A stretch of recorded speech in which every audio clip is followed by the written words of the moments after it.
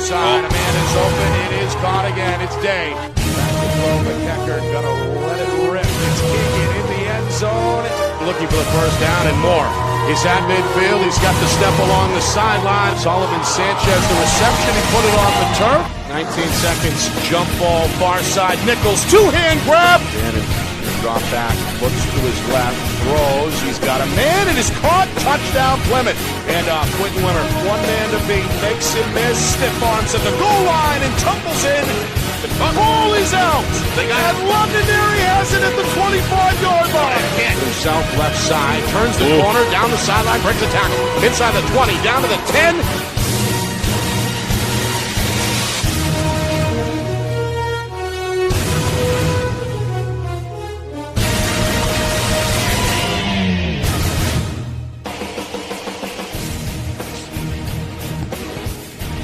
Well, hello, everyone, and welcome here to Salem.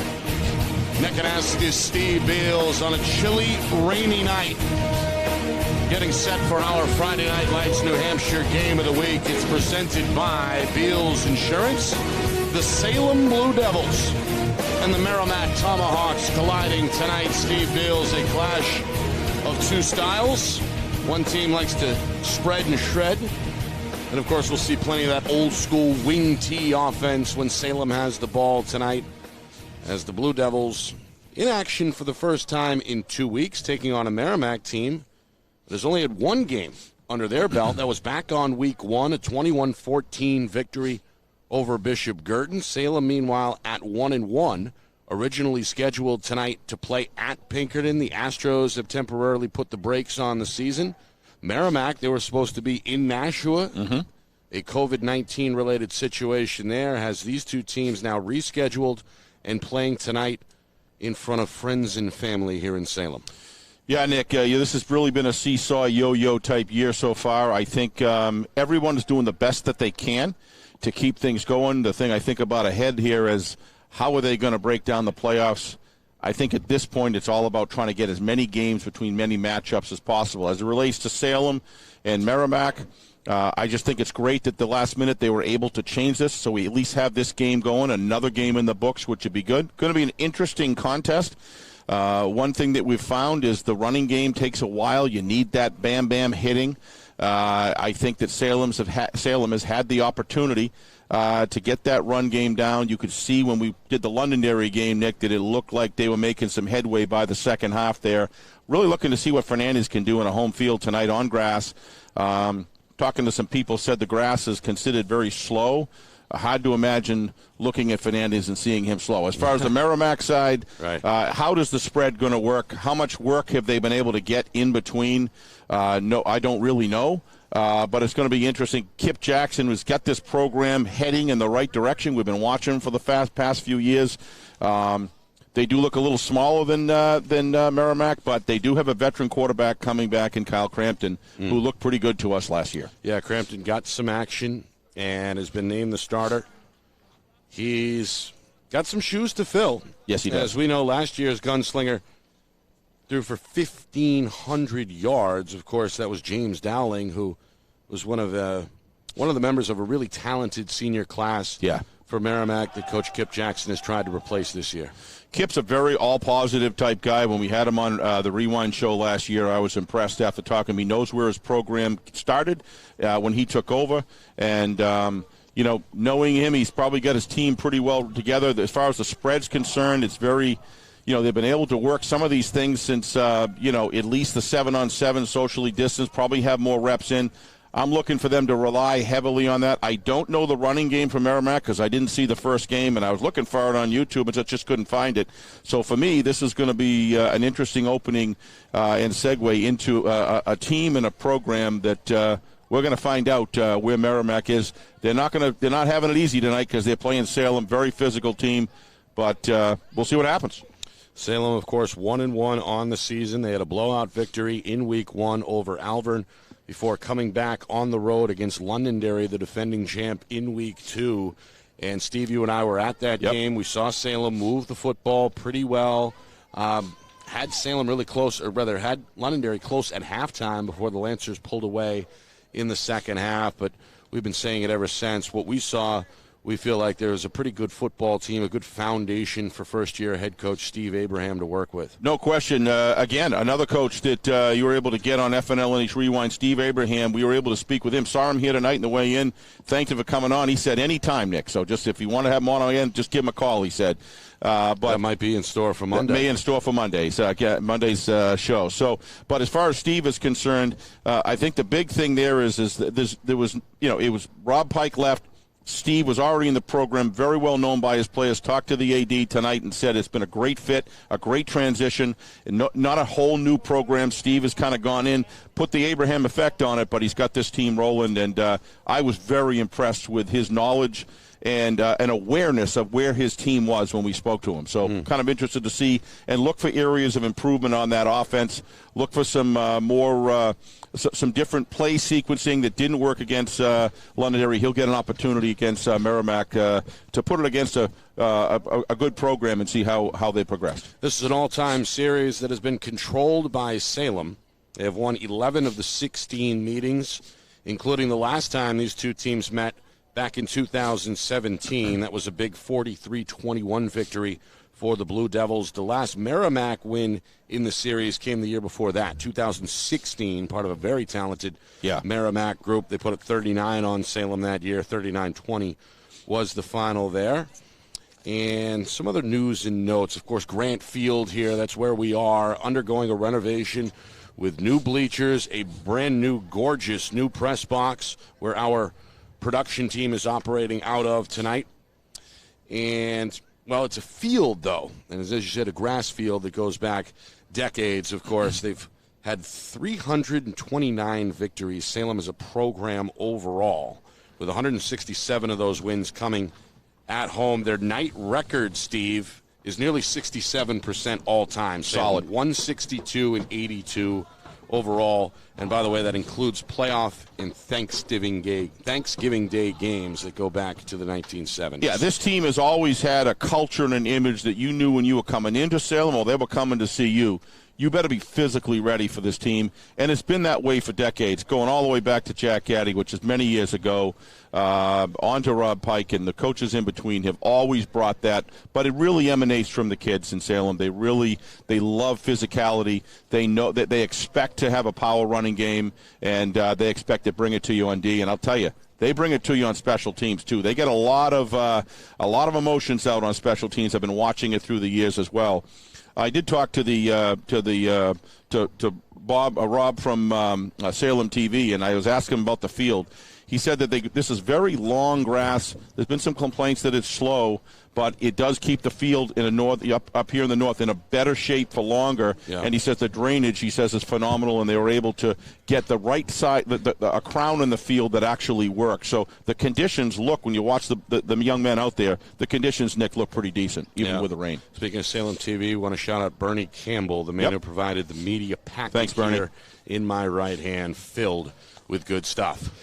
A rainy night, but not too chilly. Temperatures in the lower 50s. It's been sprinkling. It was raining heavier earlier in the afternoon here on the Massachusetts border, but here in southern New Hampshire, it's supposed to tamper down as the night goes on. And right now, it's pretty good weather. Again, friends not allowed, I don't believe. No, I don't believe so. There's family members. Or two a night, two a player. Two per player. And, well, some of the rows here are marked off as well to enforce the social distancing aspect. So the dance team and the cheerleaders are here. And overall, not too bad of a pregame atmosphere for what you would expect. Again, rainy and in the middle of this COVID-19 situation. Yeah, and we came in here, got questioned as well as our temperatures taken and everything else. So the protocols are in place. The best was possible to limit exposure, and which is a good thing for everybody. But looks like the captains are out in the field, Nick. Yeah, we see the two guys in blue. Those are the Salem co-captains tonight. That's Jake Bradley, the middle linebacker, who's expected to be on, if not every tackle, every other one. Be surprised. In the middle of that Salem defense. And then big number 52 in blue, Noah Poulin as well, really anchors that D-line for the Blue Devils. Yeah, that's one of the things we saw in Londonderry. They gave a very, very fair test against Londonderry, and I think Coach Lozon likes that. He wants his team to get tested, and Steve Abraham's crew came in from Salem, and that defense, Nick, really impressed me. They did not give up. It was like the last minute and 50 seconds before that game was really out of reach. My guess is that he's continued to improve the team. Again, on Rewind, we talked to him. He said he had it laid out exactly where he was, and he knew what he wanted to accomplish, and he really wants to get that blocking scheme on the offensive line, Nick, and the running game going full steam as we approach a very unknown playoff structure. We think we know, but it could change. Right.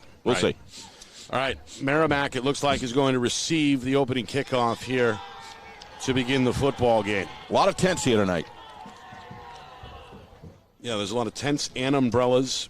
Again, sprinkling right now, but I wouldn't classify it as rain. No. It's more of a mist, at least to begin things here at 7 o'clock. You see the lights are on, the sun has set, and we're getting things ready to rumble. Salem looking for their second win of the season, while Merrimack hoping to improve to 2-0 before heading into what is right now the final regular season weekend. Next weekend, week number 5. All right.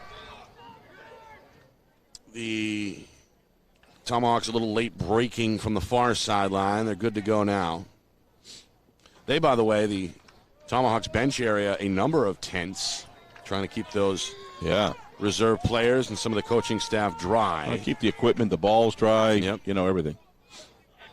Salem here on the near side, a little more exposed. All right, here's Brady, who also will handle the kickoff duties. Asking if his fellow gunners are set. They are. And now Brady himself ready to rumble, swinging that right leg, and we are underway here in Salem. The return is going to come from the near side across the 20-yard line. And up over the 25 goes the return man. That's Caden Dudash. Remember him on the team last year? The senior. One of the veterans out to the 26, and that is where the offense will take the field for Merrimack, first down and 10. Well, again, the Tomahawks in their road whites, led by Kip Jackson. Head coach over there on the sidelines in his rain gear.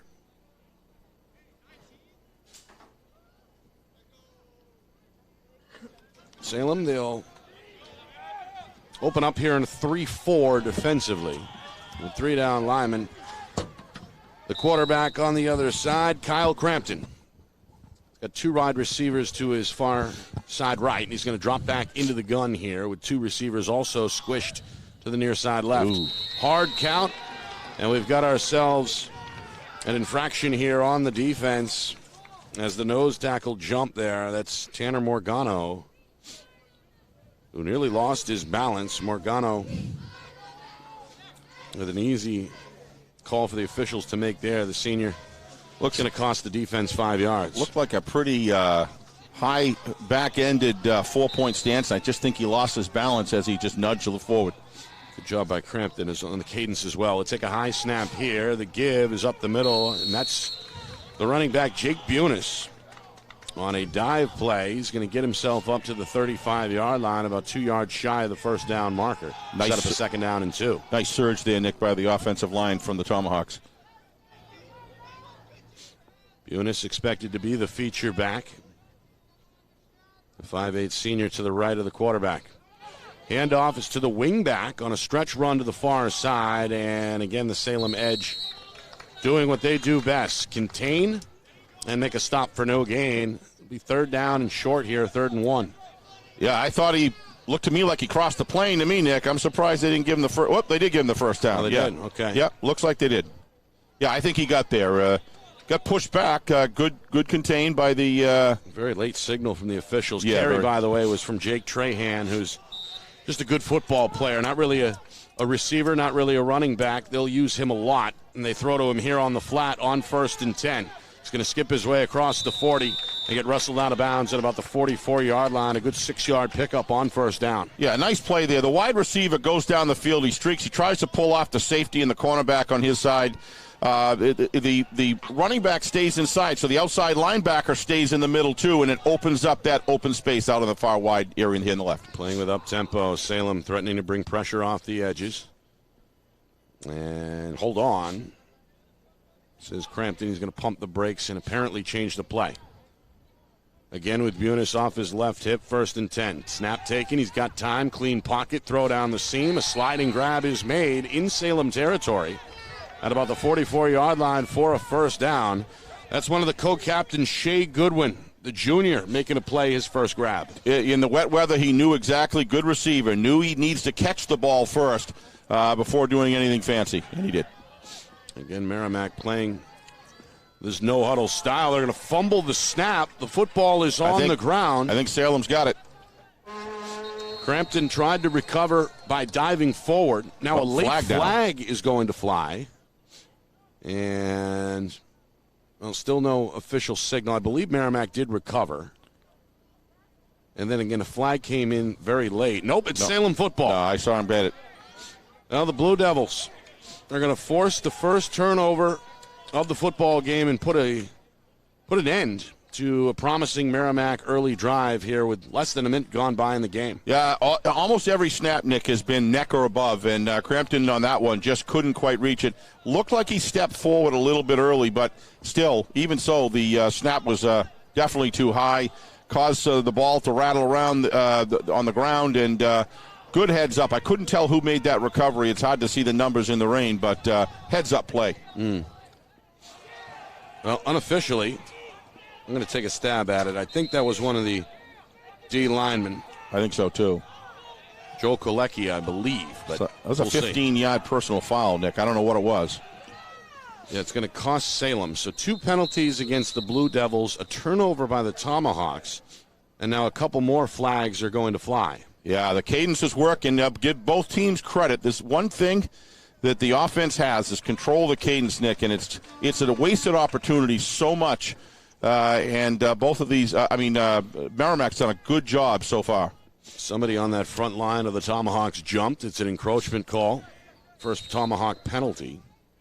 It'll set up a first down and 5. This is Cody Clemens, the quarterback, on a handoff left side. And a big hit is made along the far side edge, no gain. As it looked like spearheading the defensive effort there was Trahan, he sure did. The mop-up man tonight again for the Tomahawks at that deep safety spot. Well, you got to give Merrimack credit. They're the away team, been off for a couple weeks, but they're very motivated. They are flying to the ball on defense, at least that play, Nick. Yard pickup, second down and 4. Now the back judge is going to throw a flag. Illegal sub. This is not the start either head coach was hoping for. No. Did you get the personal foul on the turnover, Nick? I never saw what that was. But my guess would be somebody jumping onto that pile. Yeah, I think you're probably right. It was against Salem either way. This one will cost the Blue Devils 5 to set up a second down and 9. From their own 35-yard line. The give is to the fullback on a dive.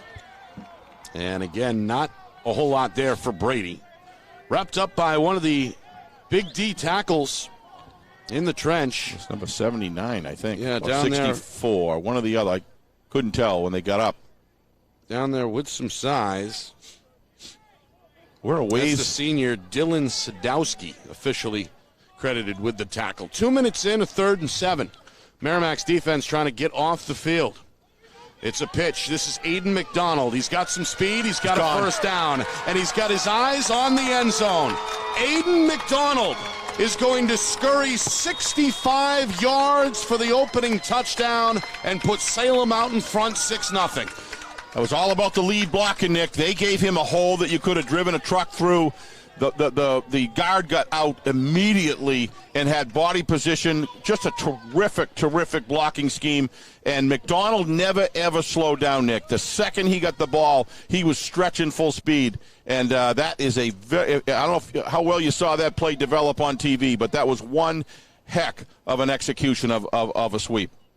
Nobody put a finger on him. No. McDonald, who had a full head of steam there at the start of the run, seemed to accelerate as he went untouched down the sideline. The extra point try by Brady is good. And Salem, in front of their home fans here at Grant Field, lead it 7-0. Yeah, it looked like the defensive line was able to hold Salem pretty solid. They matched up very, very well. But, boy, when you go off tackle and you run with the speed from the blocking guards all the way, the receiver went downfield, terrific block, held it. And, boy, McDonald, as you said, Nick, never, ever got touched. The speed of that young man was impressive coming around. So, obviously, with that kind of footing, there's no field condition issues right now. Well, we talked during the pregame a bit about the other running back, Dante Fernandez, the junior, and what kind of a skill set he has. But we failed to mention Aiden McDonald, his classmate, who on his first carry there, when you giving get us some highlight film material. When you get a dual running threat, if that's what they're going to, come into the postseason with, Nick, that's going to be a great weapon. And their offense, again, we don't know how strong Merrimack is. They certainly look pretty good. That was a great execution of a play. So the Tomahawks set to get the football back, hoping to avenge the turnover. Trailing here on the road early 7-0. And another mishap here by Salem is going to help out the Tomahawk cause. Illegal procedure. As yet another flag flies, already the 6th penalty here in just the first 2 minutes and 17 seconds. Yeah, that doesn't put you in very good. That puts the Tomahawks, almost said the Cardinals, the youth team. Excuse me, the Tomahawks in great field position. Really want to put that down the beginning of the field. I mean, it's hard to get out of the box, Nick, in this kind of weather. This is one of those nights I wouldn't squib kick it. I'd just put it deep and get down there. It's going to be hard to cut. All right, they're going to place the football at the Merrimack 35-yard line, which is where the Tomahawk offense will begin their second drive. Nick Anastas, Steve Beals with you.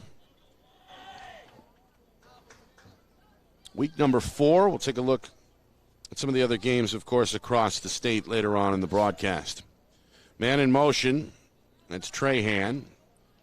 Now 3 receivers stacked to that far side right.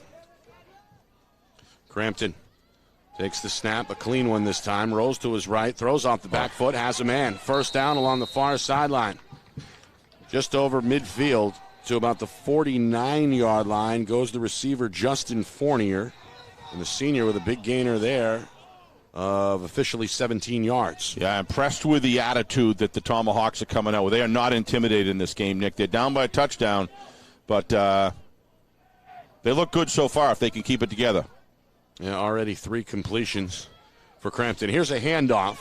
Trying to turn it upfield goes Fournier. He's dragged down from behind by the jersey at about the 45-yard line, just inside the 45. Tackled there by the nose tackle, Tanner Morgano. We'll set up a 2nd down and 5. Well, again, Crampton in complete control here in terms of the play calling, and he hands off up the middle, big hole. Nice job. Second carry for Bunis, who's all the way down inside the 35 to the 33-yard line. Another Merrimack first down. Yeah, the offensive line of Merrimack and Salem both. They both look excellent. They both look well-trained. They look like they're now in midseason form, even though Merrimack's only played 1 game. These guys are hitting their blocks, and they're holding them. Doing a great job. Brady and McDonald combining on the stop. First down and 10 from the 42. Pass near side complete. From the 32. Inside the 30 and down to about the 25-yard line goes another different Tomahawk receiver. And that's Stephen Peets. And Peets, one of those big bodies on the outside, able to pick up 9. So that'll set up a 2nd down and 1. Nearly 3 minutes in. Merrimack on the march, looking to tie the game, trailing at 7-0. Snap taken, another high snap. Crampton going to step up, going to run. He's got the first down near side, and he scoots out of bounds after a good 5-yard pickup. Crampton, Nick, looks very technically sound, very much in tune with the sidelines calls coming in. This young man has studied his playbook, and looks to me like he's got a lot of the quarterback intangibles that are needed. He's doing a great job bringing this team down the field. Salem trying to come up with an answer here. They forced the turnover. Put an end to Merrimack's first drive. Snap taken, the give. Trahan going to cut it back near side. And second effort, it's going to bring him down near the 10-yard line. A good 5-yard pickup in the end. Tackle made by Salem's Jack Milos. Yeah, Kip Jackson's offense, Nick, I really like the play sequencing that Kip is calling. He's working the middle. He's making Crampton very still. You never know what he's going to do from time to time from every single play. Good sequence calling here. High snap, handoff, up the middle, Bunis. Very close to a first down, met by Brady in the hole. It's an important play here. It's probably 2-down territory, but Salem's it's an important Poulin play. was there as well. It's going to be about a yard shy. Third down, a long one. Just over now. 3 minutes gone by. Merrimack on their second drive. Crampton again in the 4-receiver set. Design play run for the quarterback, and he's tackled from behind for a loss. Poulin able to track him down. Good pursuit. It's a yard loss, and now fourth down, and what looks like 3 here on the way for the Tomahawks. Yeah, that was either by design or a broken play, Nick. I'm not sure what that was, but it didn't work. And the Salem defensive end did a great job of closing off that off-tackle gap, forcing Crampton outside. The DBs were able to come up in the outside linebacker and made a good play bringing him down. This is a big play here. This could be a good time. For a timeout. I was just going to say it's a good time for a timeout. And Kip Jackson's all over it. Merrimack is going to call their first timeout. Stop things here with just under 4 minutes gone by in the opening quarter. Salem out in front 7-0. Yeah, very aware of what's going on in this game. When you're away and you're down 7, you've got to do whatever's necessary to bring your team back in the fold. So very good move here. They were a little bit disjointed. That last play didn't go well. Actually, the last couple didn't go that great. And I think in this particular situation, that was a very smart timeout to call. Bring you guys back to the sidelines. Make sure everybody knows their responsibilities on the offensive line. Think about what kind of play you want to run, kind of connect with your quarterback, and give the guys the kind of confidence they need as they go out the back in the field to execute. There you see Coach Steve Abraham, longtime member of the staff, first year as the head man, replacing Coach Pike. And, boy, he seems like a player's coach, doesn't he? There's no doubt about it. He's got a lot of spirit when he speaks, but he's got the football knowledge. We could tell, Nick, he's just very aware of where his football team was the other day. And, you know. All right, biggest play of the game so far. Fourth down and 3 from the 12-yard line. Snap taken. Crampton throwing far side, incomplete. Trying to hook up with Fournier, threw it over his head. Had him open. He may have, yeah, and instead just kind of sailed. It sailed on him, and Salem's going to take over at their own 12-yard line. The defense comes off the field with a victory. I don't think he was looking at the far receiver. I think he was looking at the guy we were looking at and overthrew him. Looked like to me the receiver that was deep. I couldn't tell who it was. He was kind of going in the back right of the end zone, kind of into the darkness, so to speak. And I don't think it was him. He was pretty well covered. All right, here comes Clements with 2 backs behind him on 1st and 10. It's a give to the right side. And still on his feet is the ball carrier. Took nearly half the Merrimack defense to bring him down. That was Brady. In the end, they're going to mark him right at the line of scrimmage. No gain, 2nd and 10. Yeah, I mean, the inner core of Merrimack looks very solid, Nick. They're winning their fair share of battles. Salem's winning some, obviously, as well with a 7-0 run. But Merrimack came here to play tonight, and both these teams need this. Both Fournier and Goodwin combining on the stop. It'll set up actually a 2nd and 12 officially. Pitch far side. It's going to be the first give for Thomas Ehlers, and Ehlers runs out of real estate along that far sideline. A 3rd down coming.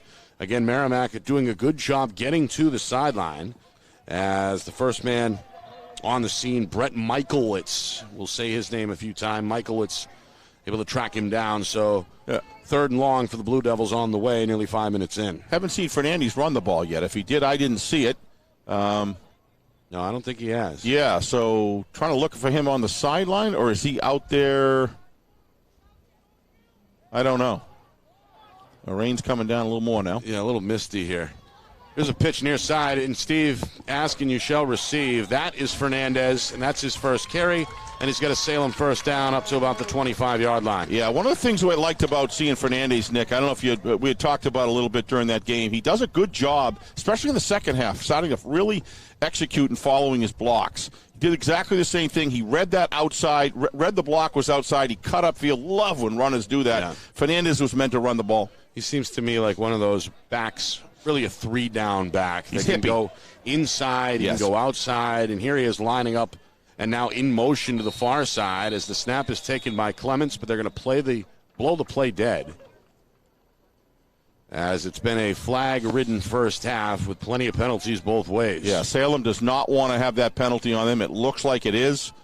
Looks like a motion or a false start. False start. Yeah, these are at this point you want to be able to work those out of the system. You know the cadence. You want to make sure that you don't have them. And that 1st and 15 now in your own zone, it kind of makes it uphill. Salem with a 7-0 lead. They got on the board with a 65-yard touchdown run from Aiden McDonald, for those who just joined us. Under center is Clements. Man in motion. They go back on a double reverse. This is Fernandez, and he's dropped in his tracks. Yeah. I believe, Steve, that was a double handoff there. It came to McDonald first, Fernandez second. He stopped on the far side of the line. And that Merrimack front four looking pretty good. It'll be 3rd and a long 15 at the midway point here, first quarter. Yeah, traditionally, before you run those plays, you want to establish the flow and to be able to execute some successful runs down the field before you call a play like that. Maybe upstairs saw something. Obviously, Merrimack was able to foil it. And defensive tackle on that far side, Ryan Turley with the tackle. Meanwhile, Fernandez with real estate, and here's the speed. A 1st down and more to midfield, into Tomahawk territory at the 40, and finally spun down at about the 38-yard line. That is Dante Fernandez, able to explode for a big, big Salem 1st down. Yeah, breakdown there on the defensive backs over there, Nick. They bit. And that was just a great call. The cornerback started to and the linebacker bit into that inside run. That's what it's designed for. And you can't do that with Fernandez going at a full tilt. And there was nobody even near him. And the 2nd and 3rd and 4th effort was very impressive. About a 37-yard scamper and a 1st down. All right, Clemens going to throw for the first time, airing it out near side, and it's incomplete. Trying to find Caleb Bates, who also, Steve, as we know, is one of the quarterbacks Coach Abraham has shuffled in. This time Bates as a receiver nearly came in with a one-handed catch, instead incomplete, a 2nd and 10 on the way. Yeah, not a bad. I mean, you start looking at Merrimack, they were kind of biting inside a little bit, stacking, giving a lot of room to the wide receivers out in the right.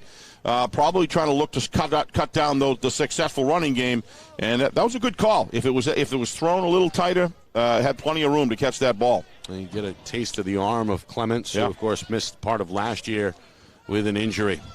The give through a pretty big hole over the right guard. That's McDonald. Wrestled down shy of the 30-yard line at about the 32. So that'll set up a 3rd down and what looks like 5. After the stop by Merrimack's Fournier. Yeah, I think you're right. Salem is going to take their time in the huddle as we move inside of 5 minutes here, opening quarter. Blue Devils, they've been big on 3rd down. They've gotten a couple of big runs, including one from Fernandez a moment ago. They give back to Fernandez. He breaks one tackle and then is tackled very close to that 1st down marker, ridden down by Caden Dudash. He's got it. And he does have the 1st down. So McDonald, who was able to convert on a 3rd and 15 earlier in the drive, moves the sticks here on 3rd and 5. Yeah, but what sold that was the fake, Nick. That terrific fake. Well-executed play. Yeah, it looked like for a moment the fullback, was going to touch the football. The fullback is Damian Gigante. This time, again, they faked the fullback. They faked the running back. And Clements himself, the quarterback, is going to scamper into the red zone. Tackled inbounds, very close to the 1st down marker. They say, yes, a 10-yard gain, move the sticks. Well, upstairs obviously sees for the Blue Devils that there's an opportunity for some mismatches outside. The receivers of Salem are doing a terrific job blocking downfield. Got to give them a lot of credit. You see that, you'll see that later in the broadcast. They're going to keep this up. They're going to keep on attacking that. This is a drive that began back at their own 12-yard line. Ehlers, a beautiful cut, and he's in the end zone for a touchdown. Boy, this Salem offense has some ball carriers. Yeah, it's Ehlers on a gorgeous cut, He'll score from officially 15 yards out, and Salem has doubled things up here, 13-0 with just inside of 4 minutes to go, opening quarter. Very difficult to stop play calling like that. I give the coaches upstairs all the credit in the world. You know, the first thing they do, Nick, is they stretch out that pass, even though they knew they weren't able to accept. They never ran to the same place. The play sequencing was excellent, and then to run back left on that after they've been powering right, you don't even need to do a reverse. It was just excellent play calling, excellent execution, and boy, those runners. I don't know if you saw, Nick, the runners are getting through the hole much quicker, accelerating much faster than they did against Londonderry. So this offense is really looking solid. And, you know, this defense from Merrimack is no slouch, Nick. They got some strong men up front defensively, but in that situation, I think the play calling and the execution was excellent. Well, we've heard a lot about Fernandez. We've heard a lot about McDonald. Yep. But Tommy Ayler's there. Yeah, he sure is. Boy, that was one of the best cuts we've seen all season, in my opinion. Is he a sophomore or junior? Ayler, I think he's a sophomore or junior. Putting me on the spot. Yeah, I'm sorry, Nick. I should have done that. He's a junior. Okay, yep. so all right, meanwhile, there's a penalty on Merrimack. Picked that up, I think. And they had blown the previous play dead. Now they're going to see if they can get this one off. Brady, who's 1 for 1 on the extra point tries, will boot this one perfectly. Right down the middle.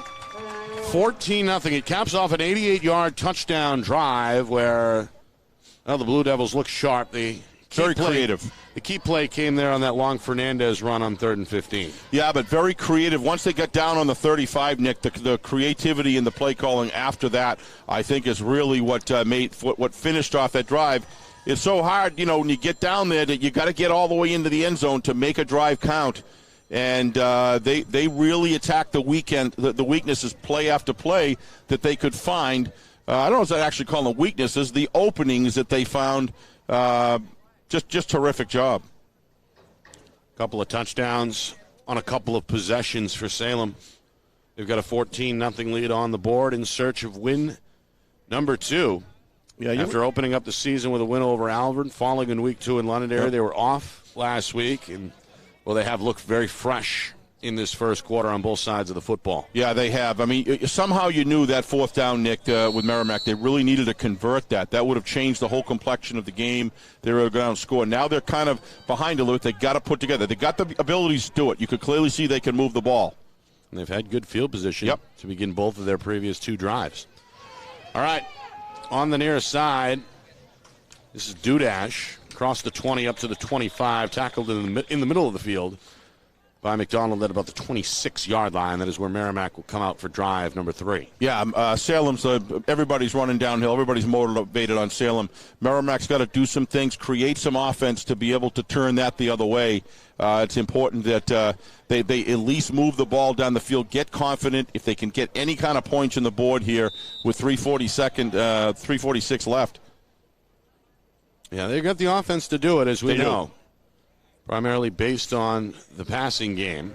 Crampton is going to take a 1st and 10 snap. He's got some time against a 3-man rush. Throws underneath. It is incomplete. Dropped by Fournier. He paid the price. Got popped afterwards by McDonald. A little behind him, I think. The looked like he had to turn his torso around in order to get that ball. Defensively, I don't know if it would have mattered that much because he was going to get tackled as he did, even though he dropped the ball right away. Well, the pocket has been there as Crampton has had time. Yeah. So far in this first quarter, he's going to face here what looks like an outside rush. He's going to hit the brakes and look over at Coach Jackson on the far sideline, change the play. 2 receivers each side. Bunis is the back on 2nd and 10. Man is in motion. They fake the handoff, and now Crampton going to run to his right, trying to avoid Brady, who makes a beautiful tackle in the open field along the far sideline at about the line of scrimmage. It'll be 3rd and long. Yeah, Kyle tried to fake him out with his hips, and nothing doing with the defender there. He kept his hips square to the line. It's so important. Don't get faked out. Don't let him force you to turn your hips. He didn't. He was able to stay lateral right with him and make a nice tackle. Yeah, that's Jacob Brady again. Nice job. Of the co-captains, handles the kicking duties. He'll play some offense. But he's really been the heart and soul, at least early on, in my opinion, of this Salem defense. Third down, Merrimack needs a long completion, and they'll have another drop. Yeah, something happened there. Somebody was running too deep. You can't have two guys your in the receivers same spot, right? running into each other. So both Fournier and Peets. It's incomplete. Somebody ran the wrong route. 4th down and 10 means Merrimack is going to have to punt. With 3 minutes to go in this first quarter. Salem about to get the football back with a 14-0 lead already on the scoreboard. One of the challenges you have here, Nick, you're away. It's a wet night, and we're in a little situation here where the defense is starting to play a lot of time. The Merrimack defense has been on the field now a lot. Yeah, time of possession has gone Salem's way, at least through the first 9 minutes. There's Fernandez. The return man got run into. That's a live football, and Merrimack has it. Tomahawks will catch a break there. They pounce on the football. Salem turns it over for the first time. And Merrimack, Steve, may have gotten the gift that they needed here with inside of 3 minutes. I think again, I'd like to see it again, but that looked awful close. Could have been called either way, but it was a terrific play. It was worth the risk, and he did it. And if he got away with it, you got to give him credit. It was bang, bang. Fernandez, who's now in the secondary for Salem, the man who did not call for the fair catch and ultimately fumbled the football.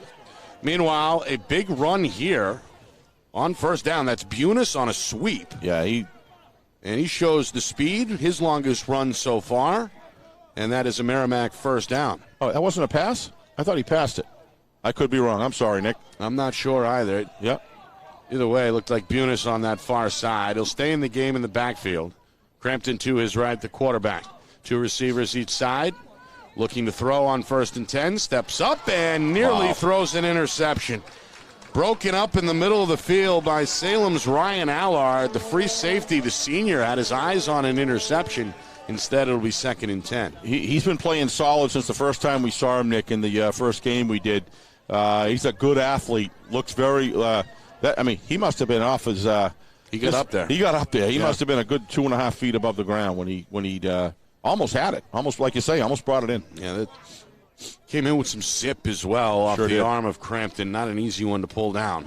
It'll be 2nd down and 10. Crampton going to go right back to the air. Throws near side. He's got a man who is going to end up in the end zone for a Merrimack touchdown. They did it. Caden Dudash. No, that's Jake Trahan. My bad. He got the step and then able to carry his man across the goal line as well for a Merrimack touchdown. The Tomahawks answer very quickly off the muffed punt a moment ago. Yeah, give a lot of credit to Kyle Crampton right there, Nick. He timed that thing perfectly. One of the things you want to do is you want to have that in the air right as the break happens, and he got a lot of separation and good concentration all the way through the play. Nice footwork. But you got to give the offensive line here, Nick, of Merrimack, a lot of credit. They are giving Crampton a nice pocket to throw from, and he took full advantage of it right there. Comes with 2:26 remaining in this opening quarter. Merrimack will bring on Peets for the extra point try. He's going to boot this one inside the left upright. It is good. This team doesn't quit, Merrimack, Nick. They do not quit. Looked pretty grim a moment ago. Down 14-0. Faced with a 4th and long. Going to punt the ball back to Salem instead. They get themselves a turnover, and they go right back down the field and into the end zone for the touchdown. If I'm Kip Jackson, the front and center in the film room on Monday, Nick, or whenever they have it, whoever made that play on special teams where he ran down the field like a madman and caused that fumble, boy, those are the kind of plays. That's exactly what they needed. Right. And he found it. So credit to who he was. I didn't get the number, Nick. I apologize. With the rain and everything, it's just hard for me to read the numbers from here, but he knows who he is, and the coaches, of course, know. So those are the big kind of plays, the big plays you really need to change the momentum of the game. And offensive line has been doing a terrific job for Kyle Crampton. So 14-7 with 2:26 left in the first quarter. Merrimack Tomahawks are back in the game. Yeah, that's a good point. Crampton has had time. He has. Almost on every pass attempt, he's had time to survey the field and go through his reads, and that time allowed Jake Trahan to get the step along the near side of the field, get into the end zone. A 26-yard touchdown toss for Crampton. Gets Merrimack on the board. Here's Fernandez, very dangerous, comes near side on the kick return across the 35, going to barrel forward to about the 36-yard line and set up Salem there 1st and 10. Yeah, every time he gets the ball, all eyes are on that young man. You give him a block and you let him open up his stride, and that's what you're going to see. Again, this is a big possession when you start having this business of a team striking out ahead and then Merrimack striking back. I mean, two very capable, explosive offenses. Yep. For sure. On 1st and 10, this is Brady up the middle. He gets to the second level, stopped just shy of that first down marker. About an 8-yard pickup in the end. And a good carry there. We talked about all the things that he does. Brady, sometimes the ball carrying aspect of his game gets forgotten about. Yeah, well, but he reminds us there. They got him spying on Kyle Crampton. He's doing a great job stopping him from running. They go back to Brady. No, they fake it. Clements keeps it himself, looking for the stick near side. Going to be spun down short. It's going to be close, but I think you're right. I think it's going to be a couple yards short. And the officials... there's some hitting going on out there right now, Nick. Officials are going to blow the whistle. Oh, somebody's down. Tackle made by Rymello Hyde, the sophomore linebacker. Looks like there's a Blue Devil Merrimack. down. Yeah, there's an injured Salem player. The Salem medical staff and Coach Abraham. He's holding his helmet in the front. On the field. Let's hope that's... He's shaking up. Officially a 3rd and 3 on the way with 100 seconds remaining in this first quarter. Nick Anastas, Steve Beals with you from Grant Field in Salem. The Blue Devils jumped out early. 14-0. They scored 2 touchdowns on their opening 2 possessions. And Merrimack able to capitalize moments ago off a Salem special team turnover to get on the board. Of course, Beals Insurance is the insurance agency providing our coverage tonight, as they always do. Whether you need home, auto, or business insurance, Beals Insurance will get you both the price and quality coverage that's right for you. So call Steve at 603-471-9999 or visit BealsInsurance.com. Looks like they're working on his neck, on his knee, Nick, from what I can see. He's holding his helmet. Looks like he's in some pain. Oh, I think it's one of the linemen. Hate to see that. Hope he can be healthy, come off the field. Oh, he's getting up. That's a good sign. Yeah, that's one of the trenchmen. Matthew Doyle, sophomore, one of the guards who's clearly in a little bit of agony here, limping his way to the sideline. So we'll keep an eye on. But he is walking. Doyle. He is walking on both. Yep. That's always a good sign. So hopefully he's okay. 3rd and 3, big play coming. Salem trying to hold on to the drive here with a 14-7 lead. There's some popping going on out there, Nick. Both of these teams are hungry to play some game action. To play some game action. Again, for Merrimack, it's been 3 weeks since they've seen the football field. You Salem can tell. Hasn't played a game in 2 weeks. 3rd and 3, Ehlers trying to swim through a sea of white. He's still moving the legs. He's got the first down at midfield. Yeah, he's impressive, Nick. This kid works hard. Good job there moving the feet, coming through the line with a clutching and grabbing. He's holding the ball with both hands and was pretty aware of where he was in the field, knew where the first down marker was, and did a nice job there leaning forward and getting that first team. Needed 3, ended up with 4. Yep. He'll take a play off here on the sideline and stand next to Coach Abraham. All right, Clements, again out of the wing tee, going to go back to Brady up the middle. And Brady hit in the hole. He'll roll forward for a couple to set up 2nd down and 8. Sorry, Nick. No, go ahead, Steve. Yeah, both lines here, Nick. Both defensive lines doing a great job with their handwork. Been watching Merrimack doing a great job getting separation from the offensive line and holding, and they're able to control both gaps. And the inside running game of so far, they've got to give Merrimack offensive and defensive line a lot of credit. Sadowski is second tackle. Meanwhile, on 2nd down, Clements had trouble with the snap. A flag flies, and the play is blown dead. Yeah, it comes with 27 seconds. It's another false start against Salem. These are starting to add up, Nick. And a lot of penalties both ways, a lot of procedural penalties. Along the line of scrimmage. This time it goes against the Blue Devil O-line. It is tough for a team to play 1 week, never know if you're going to make it the next week, never know if your opponent's going to pull out. Right. It's tough to get that flow going, but Well, that's why I think we've seen a lot of these procedural mistakes, just lack of reps. 2nd and 13. Toss. Fernandez trying to bat it out of the air. Does reclaim possession, but he's going to lose yardage on the sweep. Met on the far side by a number of Merrimack jerseys in pursuit. Hyde has been active, as has, really a lot of white jerseys on the edge there. Hard to pinpoint one player, but Hernandez ended up losing in the end 2 yards. Awful and now a tough, 3rd down and 15 awaits Salem on the other side. Yeah, End of the first quarter here at Grant Field.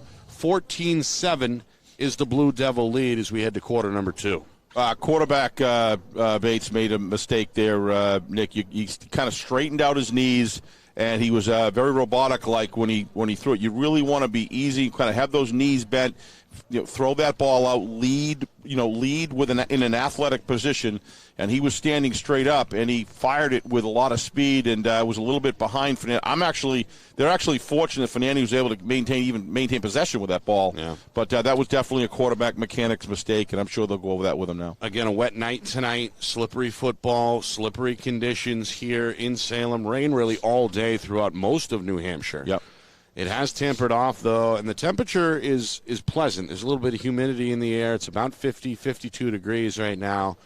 Again, limited capacity in the stands. Each player afforded 2 tickets, and that's been kind of the standard procedure, so to speak, in regards to capacity in a lot of these schools we've visited so far this fall.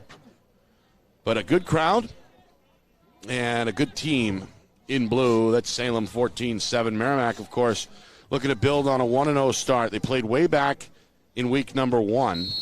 Back on September 25th, a 21-14 win over Bishop Girton. They've had games canceled in the weeks since, including this week. They were supposed to be in Nashua. Meanwhile, on 3rd and long, it's a dive play that goes nowhere, maybe a yard. And that's how we begin the second quarter. Looks like Salem is going to have to punt the football. Yeah, boy, you were talking earlier, Nick, about the crowd. The sights, but the sounds of football are so important in my annual calendar of needs of the season, so to speak. Yeah. And when you heard the kicking in the on the bleachers, it certainly is a beautiful sound to hear, especially in our environment. For a lot of football fans, the fall is synonymous with football, and it's been like that for a long time. Meanwhile, off the bounce, return man going to roll the dice. This is Fournier. Doesn't get far. Tackle just outside his 10-yard line. Good coverage. Oh, yeah. By a couple of different Blue Devils. 57 and 54. Great job there by pursuit downfield. That's Michael Williams and Jonathan Smith, a couple of juniors. Yeah, I think it was Jonathan on the outside, force contained, so he had to turn to the right with his back to them the other way, and they chased him down and did a great job. Now Merrimack's really deep in their own zone right now and got to put together some offensive plays. Well, a lost fumble, couple of punts, and then a touchdown, the way things went for Merrimack in that first quarter. Meanwhile, this one thrown at Bunis' feet, incomplete. Kyle Crampton wishes he could get that one back. Oh, boy, does he ever. They had some yardage there if they were able to complete that pass. Looked like he was a little uncomfortable in the throw. He's kind of back, and he almost, instead of throwing it, he was aiming it. And you never aim the ball. You just throw it to the spot. And you're right, Nick. I think you'd like to have that one back. Nearly a minute gone. Snap taken at the face mask on 2nd and 10. Throw out to the far side. Fournier going to lower the shoulder. Good yardage pick up there. Yep. Stopped inbounds by one of the members of the Salem secondary. That's Jack Milos, the corner.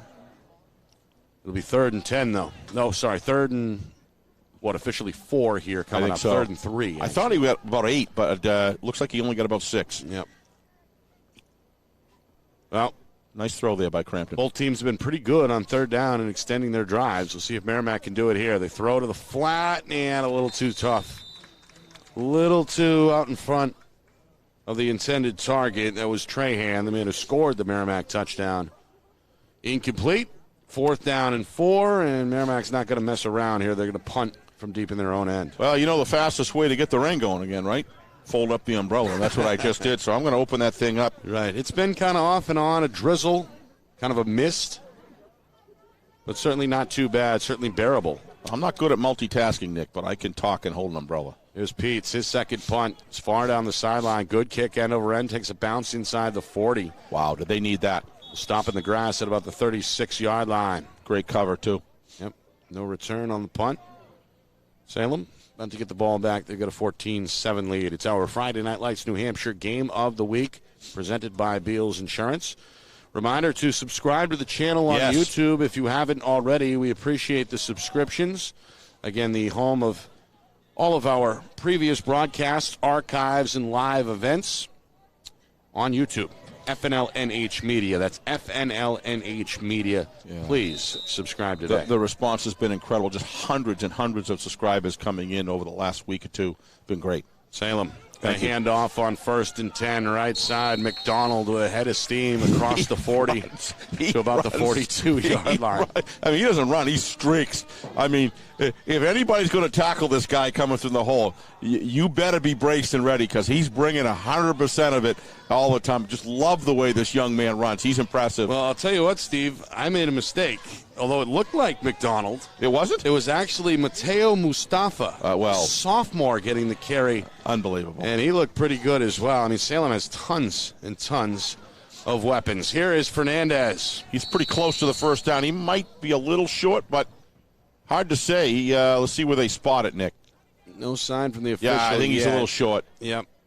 Needed 5. They give him 4. Right? Boy, I'll tell you. The officials have played games with us, frankly. I mean, that doesn't look anywhere near a first down, but, you know. Well, they've been late on the signals, at least. Yeah. Or I've been early, one of the two. But they must see it, so. They're going to give him the first down. It didn't look at Nick. It looked to me like even the marker, the person holding the yard marker thought that. Salem's going to pick up the tempo, and that's a little too fast for one of their guys up front. Yeah. Tana Morgano, who, committed a procedural penalty defensively in the first quarter. This time along the offensive line, forgot the snap count. So his second penalty will back up Salem 5 yards to set up a 1st and 15 from their own 42. The cumulative effect of these penalties, Nick, is starting to cost Salem because what's happening is every time they get the ball, they're 1st and 15, and that's going to catch up to you after a while. But they got some great runners. Clements to McDonald, right side, hit at the line of scrimmage and driven backwards. That's a good stop. Yeah, these defensive line came here to play tonight. Merrimack's Ryan Turley, second time we've said the sophomore's name. He led the attack out of the second level there for Merrimack, 2nd and long coming. One thing you want to see, and a coach wants to see, is whether or not he can get his teams motivated for the game, and there's no issue on either side of the ball tonight. Both coaches, head coaches, and staffs have got these kids rearing to go.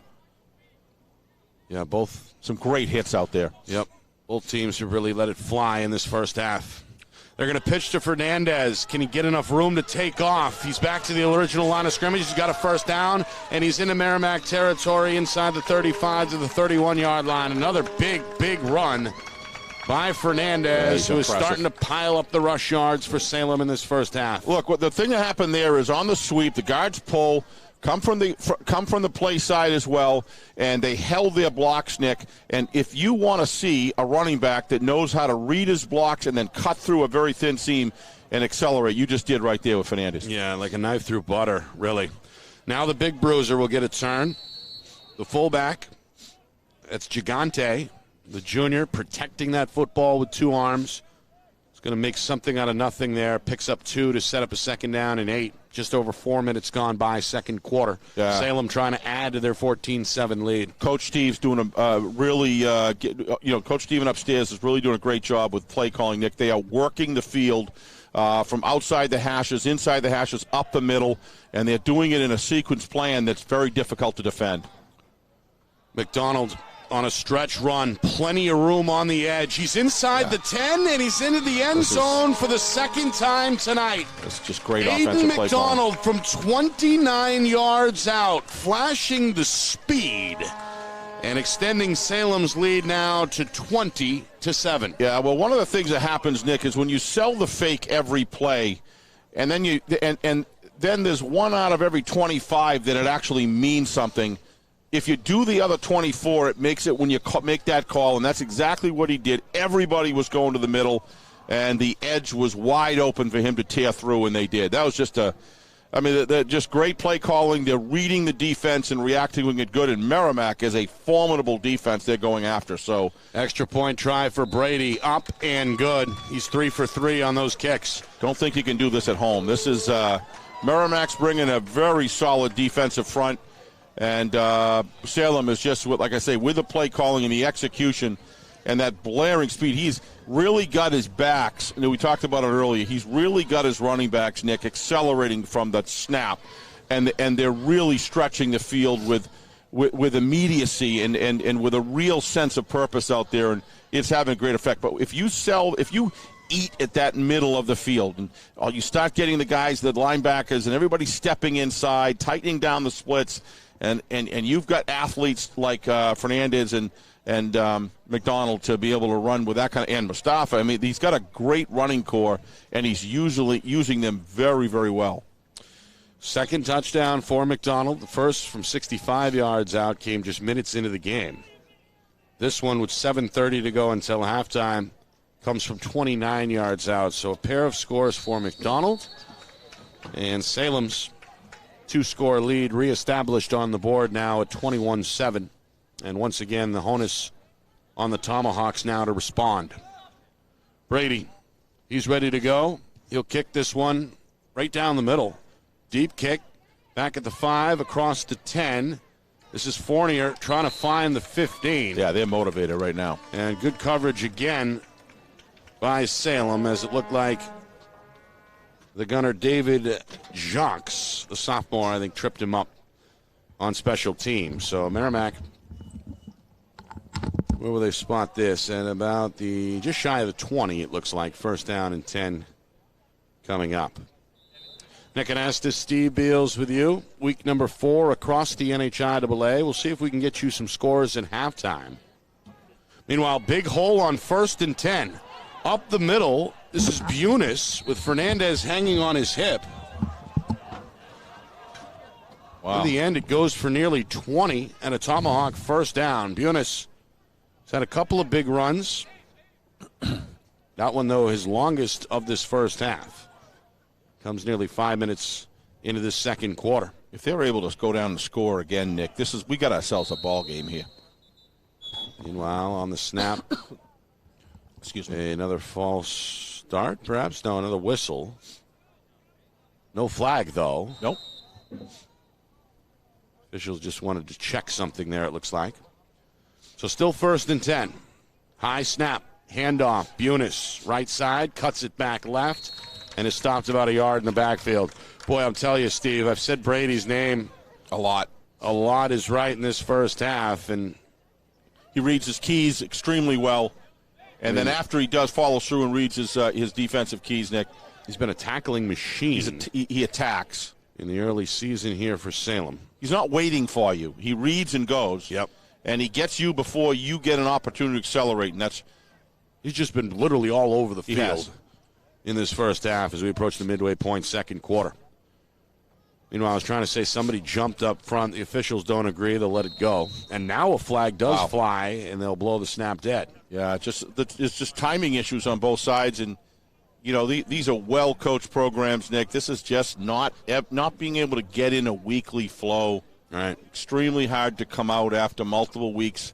You can practice it a lot, but at some point you got to get into a game situation. Yep. Talked to Salem, and I think it was Salem TV, Bob, I was talking to, and he was telling me that they've been doing some inter-squad games. It's been very helpful for them. Yeah. Again, Salem 2 weeks off. Merrimack not played since week 1 3 weeks ago. Right. Second down run. Looks like we'll go for the first down. Yes, tackle made at about the 48-yard line. Bunis able to move the sticks. Merrimack trying to get some momentum here as move inside of 6 minutes to go until halftime. Tomahawks have trailed the entire way. They're behind on the scoreboard here, 21-7. All right, 3 receivers near side right. Snap taken. Crampton looking to his right. Now he's going to tuck and run. Back across midfield. Hit at the 47 and dropped by guess who? Brady. Yep. Number 4 in blue. Yeah, Kyle did a good job there. He looked downfield, and there was nothing there. That's a sign of a quarterback that uses his brain. He says, it's not there. We can't afford to lose the ball. I got good field position. He runs, grabs himself almost 5 yards, and good choice there. 2nd down and 5. Another high snap. Crampton handles it no problem. Throws a screen pass far side where the receiver Goodwin is going to continue to fight. And on a second, maybe a third effort, is going to get the first down for Merrimack. Yeah, well, he's given him some really good forward motion right there. That's Shea Goodwin. It's a pretty good spot. I think he had it anyway. Yeah, he touched the ball a couple times in this first half. Key first down there to the Salem 41-yard line. 5 minutes to go, second quarter. Tomahawks trying to cut the deficit in half for the touchdown. Snap taken, Crampton 1st and 10, rolls to his right, eyes downfield, throws off the back foot. Fernandez steps in front and nearly picked it off. Got in front of Kyle Trahan. Yeah, Jake Trahan, excuse me, and almost came up with the second Merrimack turnover this first half. Yeah, I mean, the play was too far along, too developed. It had developed about 2 or 3 seconds earlier, Nick, almost. And Kyle was able to break through and get free. Should have tucked it and run there because Fernandez, great athlete, good guy on both sides of the ball, was tracking that ball, and they're very lucky they didn't turn it over. On 2nd and 10, Crampton looking for a man near side. Now flag flies. That's Peets. Involved Milos on the coverage. Don't understand that, He's Nick. going to be flagged, it looks like. Not a whole lot there, but the officials throw the flag. I don't know about a lot of penalties in this first half. Yeah, I mean, the procedure's procedure, Nick. You got to call it. You can't let it go. But don't really understand that one. Are they trying to get him for a personal foul? Just pass interference. Yeah, pass interference. Milos not happy. Coach Abraham not happy. Maybe on the break there, he had a little bit of uniform grab. I couldn't tell, but I didn't see any major contact. Did you? A little bit of contact. Question was it early or not? Yeah, Officials, I think, felt it was early. Yeah, well, there you go. They're down on the field. Inside of 5 minutes, Merrimack approaching the red zone. They're at the Salem 28-yard line. Another 1st and 10 on the way. Crampton, 2 receivers each side against a 4-man front. Takes a high snap, handoff up the middle. Bunis like the call. Makes one man miss, and now a foot raise for a touchdown. Yeah, like the call. That's Jake Bunis with a beautiful move in the hole. He shook off a defender.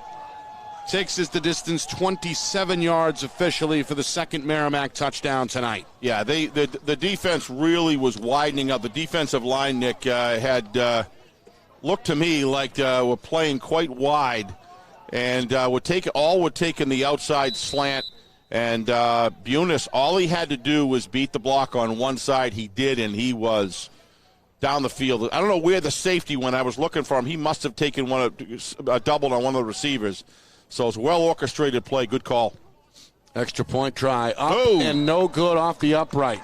Yeah, this is one of those games, Nick, where you need those extra points.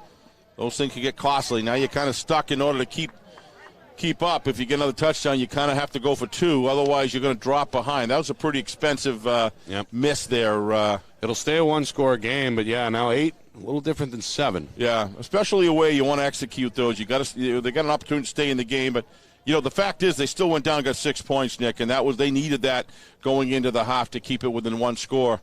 Let's see how motivated this defense can come out. They've been motivated all game. I really think this is a solid Salem Blue Devil offense, Nick. Yeah. And Merrimack's tried its best, but that running attack with so many weapons is proving to be very effective. Plenty of time still remaining. They sure is. As well, 4:36 to go until halftime. Salem, who will get the ball to receive, or will receive to begin the second half. Did they defer or did they lose the toss? I'm not sure, but they've got a chance to reestablish a 2-score lead just before halftime, and then they're poised to get the ball back to begin the third quarter. So a lot on the line over the final 4+ minutes. McDonald on the kick. He's going to have to backtrack after dropping this one. Picks it up at the 5, goes across the 10, before he's stopped at the 15-yard line. Great cover there by the Tomahawks, Nick. That was a great teamwork, making sure that he had no lanes to attack, and he actually ran into 3 tacklers at the same time. So Nice job by Merrimack. This is what they needed with 4:32 left. Sorry. I think that was Brandon Lee on the stop. I think it was. One of the youngsters for Merrimack. All right. Salem, 3 touchdowns in this first half. 2 have been scored by Aiden McDonald. 1 by Jake Ehlers. Set to go here. McDonald, the wingback, to the near side. Clements has taken every snap for Coach Abraham so far. Hands off to Fernandez, who's got a first down. Going to cut back inside the 30 and roll his way up to the 35-yard line. Just shaking and baking right now. Yeah, is the junior. Some runners shake and bake and they don't get downfield. He does. He shakes and bakes and he still moves forward. The legs never stop going. He's a really, really good runner to watch. And if you've got that kind of coordination and speed. You mentioned the hips as well. Very shifty. Yeah. Very elusive. He's going to take a break here. But he has that tendency. I love runners that stretch, then attack. Stretch, then attack, and he does it. He picked up 20 on that previous carry. 4 minutes, Salem 1st and 10. Now another dose of McDonald, this time right side. A flag flies, thrown by the back judge. Yeah, that's what. McDonald gets across the 40 to about the 42-yard line. Let's see what the penalty is. That's a hold on the right guard, Nick. It looked like, pretty sure that's a hold. Yeah. Against Salem, Steve, you called it? I think it was the right guard. It looked like he didn't have to make the hold, but that's unfortunate for Salem, but very fortunate with 3:57. It stops the clock. How many timeouts does Andrew Sullivan is the right guard, by the way, the senior. Yep. Been playing Salem has all 3 timeouts. Merrimack has 2. Yeah, okay, remaining. so that's enough. If they inside of 4 minutes after the penalty, 1st down and 19 from their own 25. Clements back to the air, deep down the near sideline. He's got a man. On the move is Allard, and Allard is not going to be caught. A long 81-yard touchdown throw-in catch by Salem. And just like that, the Blue Devils are back out in front by a couple of touchdowns. Well, looks like Brett McKelowicz got caught there. It looked to me like he looked back at the quarterback, and during that quick look back to see where he was, Caleb split second cost him, and then by the time he turned around, Caleb was in stride, and it was over. An 81-yard throw and catch. Meanwhile, Brady swings the right leg. He's 4 for 4 on the extra point tries. Yeah, I mean, one of the things that Brett doesn't want to do, you don't want to look back at the quarterback, Nick. You want to stay with your receiver. It looked like, he knew he was beat by a little bit, and I think he probably could have caught up and made the tackle. I don't think he would have stopped the reception. But as soon as you look back at that quarterback, that split was too far, and he was turned the wrong way. And, boy, I'll tell you, there is some speed. Nick, I don't know about you. I'm seeing some speed on this Salem team that I didn't see against Londonderry.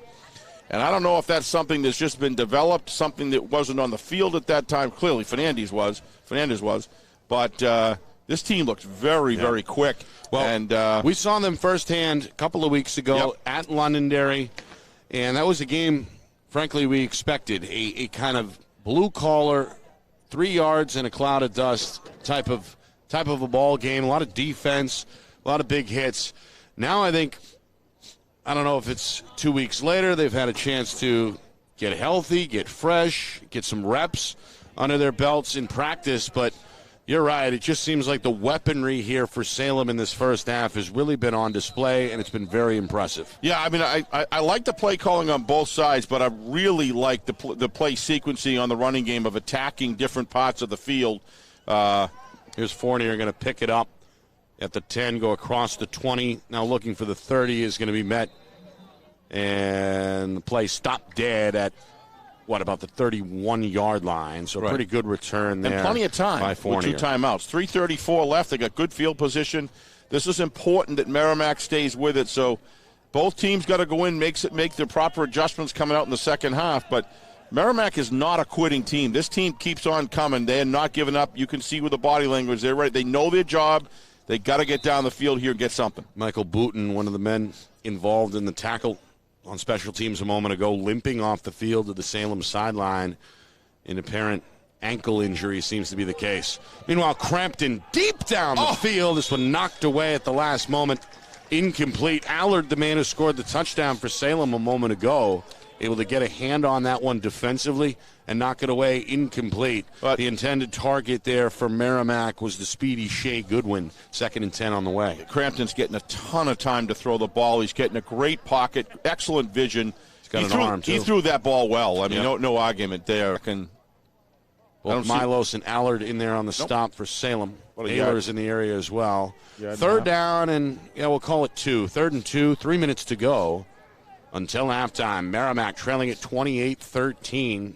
Trying to make it a one-score game at the break. They'll stay on the ground. Yeah. I think that's Bunis trying to get back to the line of scrimmage. Squirmed away from a couple of Blue Devils. May have lost one in the end. So the 3rd down and 2 try fails. The Salem defense comes up with a stop. And now Merrimack, it looks like, is going to have to punt the football here, officially a 4th and 3. Yeah, that's unfortunate for Merrimack. They really needed to move the sticks here. Now you're going to have potentially very good field position by Salem. Well, Merrimack will bring the punter onto the field. Takes a good, clean snap and gets it off with the right leg. It is a good punt. Fernandez, the return man, learned his lesson from the first quarter where he fumbled. Going to stay away from it. Merrimack will down it at about the 25-yard line. So Salem with a 2-touchdown lead on the board. Still 2:16 to go until the halftime break. Will take over 1st and 10 in their own territory. Yeah, I mean, it's Merrimack had the opportunity. 3:46 left with 2 timeouts. There's a time you really got to, get the sticks moving, and really needed a score there. If they get out within, 15 points, not the end of the world, but that's going to be a real deep hole to dig out of, Nick, if Salem's able to march the ball down the field. Plus, again, Salem will receive the second half kickoff. Yep. 2 backs behind Clements. Handoff McDonald, right side, won't find the edge. Roughed up as he tried to find the corner. Good contain there by Merrimack as they get the stop. They'll credit Sadowski, his 3rd tackle in this first half for Merrimack. The clock is going to continue to tick. We're inside of 2 minutes. Yep, we're going to stop it now. Yep. I believe Salem, will call their first timeout. Well, you got 2nd down. I think Steve wants to think about this play, see if he can move the sticks. If he can't, he'll probably let the clock run to cut down a little bit of time. But, he's got 2 plays here to get some yardage, and he'll play the clock there. I don't disagree with the timeout. Again, Salem, they've scored, obviously, 28 in this first half. Mm-hmm. On a variety of long plays. McDonald got the scoring going early. A 65-yard touchdown run on Salem's first drive. Made it 7-0. And then Ehlers, on a gorgeous cut, scored from 15 yards out to double Salem's lead to 14-0. Merrimack, late in the first quarter, did get on the board. Crampton hooked up with Trahan as the Tomahawks capitalized on a special teams turnover. Crampton to Trahan. That connection was 26 yards out, made it 14-7 after 1. Second quarter, McDonald, another long one, able to turn the corner, 29-yard touchdown run. Extra point try was good. 21-7. Bunis for Merrimack scored their second touchdown, a 27-yard run. Extra point try failed. It stayed at 21-13. And then a few minutes ago, Clements to Allard, 81 yards for Salem to make it 28-13. So out of the timeout, the Blue Devils face a 2nd down and 10. Snap, toss, fumble. Ball is live. It's on the grass, and Salem is going to recover. A fortunate break there for the offense. It's Clements, the quarterback, the last man to emerge from the pile with the football. Yeah, I think you're going to see at this point. They're going to call Merrimack going to call a timeout? Yeah, they're going to call a timeout. Yep. Not a bad idea. I think it's a good call. Yep. Second timeout by Merrimack. They're left with 1. Yep. And Coach Jackson, good call by giving Coach. A vote of confidence to his defense here with 1:38 to go in the second quarter. Yeah, I think he feels he can stop them.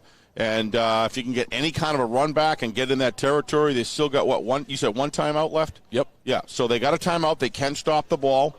The kicker looked like he could hit a 35. He could hit a 35 or so, I think, and maybe more. But what I saw, so, that would get them, instead of being down 15, they'd be down 12. These things matter. And if they can take it all the way in, go for 2. Boy, this is a different game. Yeah. Now they're down by what? 7. Yep. So Well, Good call. Third and 12. Salem, seen Clements go to the air, less than a handful of times in this first half. We may see it here, we may not.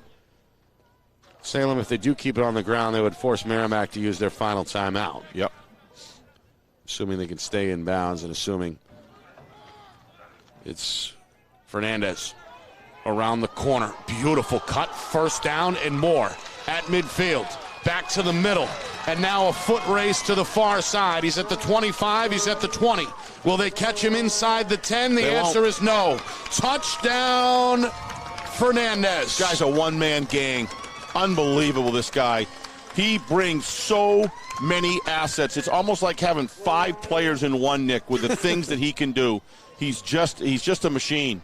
How'd you like to tackle him? I wouldn't. He brings, it's almost like he's, James White can run the ball, can catch the ball. He's better than James White. He's one man that's multifaceted, and he just brings so much to the table every single run. Very impressive. Looks like a very disciplined player as well. He's really like worked Sanders, on his craft. Frankly, it on really a couple does. of those cuts as he shook defender after defender. Gets a well-deserved drink of water on the home sideline. His second touchdown tonight. And boy, the junior, he's something special. Extra point try is blocked, by the way. Oh, boy. As Merrimack brings some heat up the middle, I believe. But that was number 28 who got a hand on it. Either way, it'll stay at 34-13. I think that was Sean Morley who may have saved a point there for Merrimack. So it's the first failed extra point try tonight. But nonetheless, Salem has opened up a comfortable 34-13 lead with just 1:18 to go before the break. Yeah, getting back to Fernandez again, this kid is special. It's great to have that God-given capabilities, Nick, but he's smart. He makes he's already thinking about what he's going to do. He's a methodical runner, and he's got great natural gifts, but he's got the smarts that a lot of runners aren't quite at his level. He is special in multiple ways, and he brings so much of this to this team. They seem to really be utilizing him and putting him in situations where they're selling the fakes, and he finds seams that nobody else finds, and that's those you use Barry Sanders. Just creates his own running room by his talent. Terrific runner. Seems like such a great teammate as well. Meanwhile, one of the Salem offensive linemen, Andrew Sullivan, looks like his night is over. He's on the Blue Devil sideline on the back of a medical cart. He gives the thumbs up, says he's okay, but it looks like he's got a leg issue. Yep. And I would say is doubtful to return. Meanwhile, Trahan on the return from Merrimack. He's going to get across the 35 to about the 37. A good return. Still 1:11 remaining for the Tomahawk offense if they want to try and cut into this deficit, trailing by 21. Yeah, I got to get something rolling here. A lot of this is just, last minute 11, getting some momentum going, bringing the ball down the field. They've had opportunities, Nick. It just hasn't come through. Yeah. And for them at critical times. But there you get a look at Sullivan there. All right, back to the air. And a completion far side. This is Goodwin to midfield that goes for about 13, maybe 14 yards. They got to get moving here. Another completion for Crampton. Clock temporarily stopped with 1:03 to go while they reset the chains. Yeah, looks like they're giving the receivers a lot of room as Salem. And three-man rush. Crampton, far side, complete again to Goodwin. And again, he's close to the first down. But he got out of bounds, Nick, and that's the key. Yep. That just opened up a lot of yardage there in Salem territory. But, they're behind by quite a bit. Any points they can get on the board, Nick, it just makes it that much easier. Now they're starting the clock back up again. Yeah, I'm not sure why. I don't know why. He got out of bounds. Second down and 1. You're right. It's rolling down to 45 seconds. Yeah. Crampton takes the snap, steps up, throws. An interception? No. Bealey, the corner, had it in his hands. Boy, Peter Bealey, the junior. It looked wishes he could get that one back. He looks skyward. Yeah. Upset with himself. Nearly an interception. Instead, Merrimack gets a break. But Kyle looked like he looked off the receiver, looked back at the receiver, and then kind of looked down the field that threw it anyway in the opposite direction. So it was a little bit of an uncomfortable throw there, and they're very fortunate he didn't take that all the way down to the end zone, as you said, Nick. You're right. Well, Merrimack will take it. 3rd down and 2.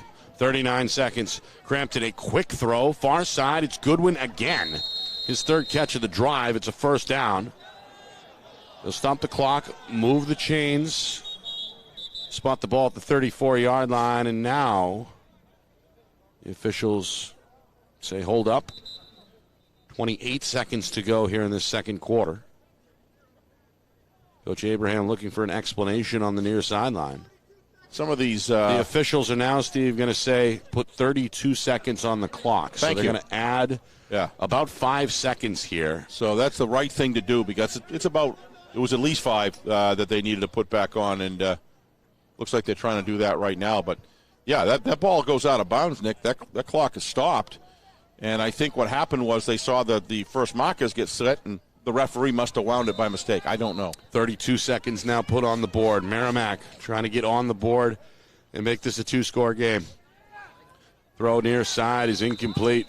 Trying to find Peets over his left shoulder. Had 4-man coverage right there. I don't know. I wouldn't have thrown that ball. It's and Brady and Fernandez breathing on the receiver there. Crampton's trying his best to get his team down the field, get a score. They know it's important, but you got to move the football. You got to move. Yep. He's going to take some risks here with 25 seconds. I'm surprised they haven't gone a little further downfield on some throws, Nick, to be honest with you.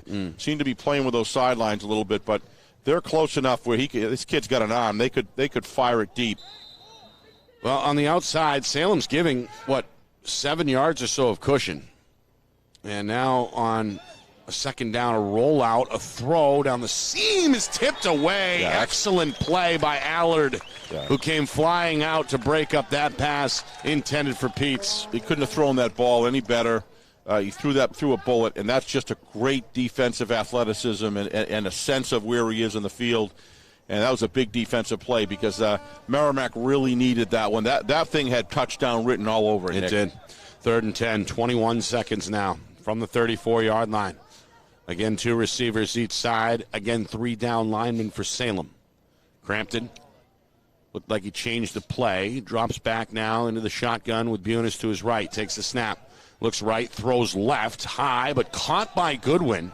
First down, up to the 22-yard line. They keep winding the clock again, and they've called, The officials are calling for the clock to stop, which it should have while they move the chains. They're going to put it back to 14 seconds now. And then they're going to wind it, so... Yeah. Refs right on the clock situation here. Yep. They had it right down. That's exactly where it was, too. Yep. We're sitting right next to the clock, so... Okay, here we go. Clock running. Snap taken with 10 seconds. They throw to the flat. Near side, Trahan.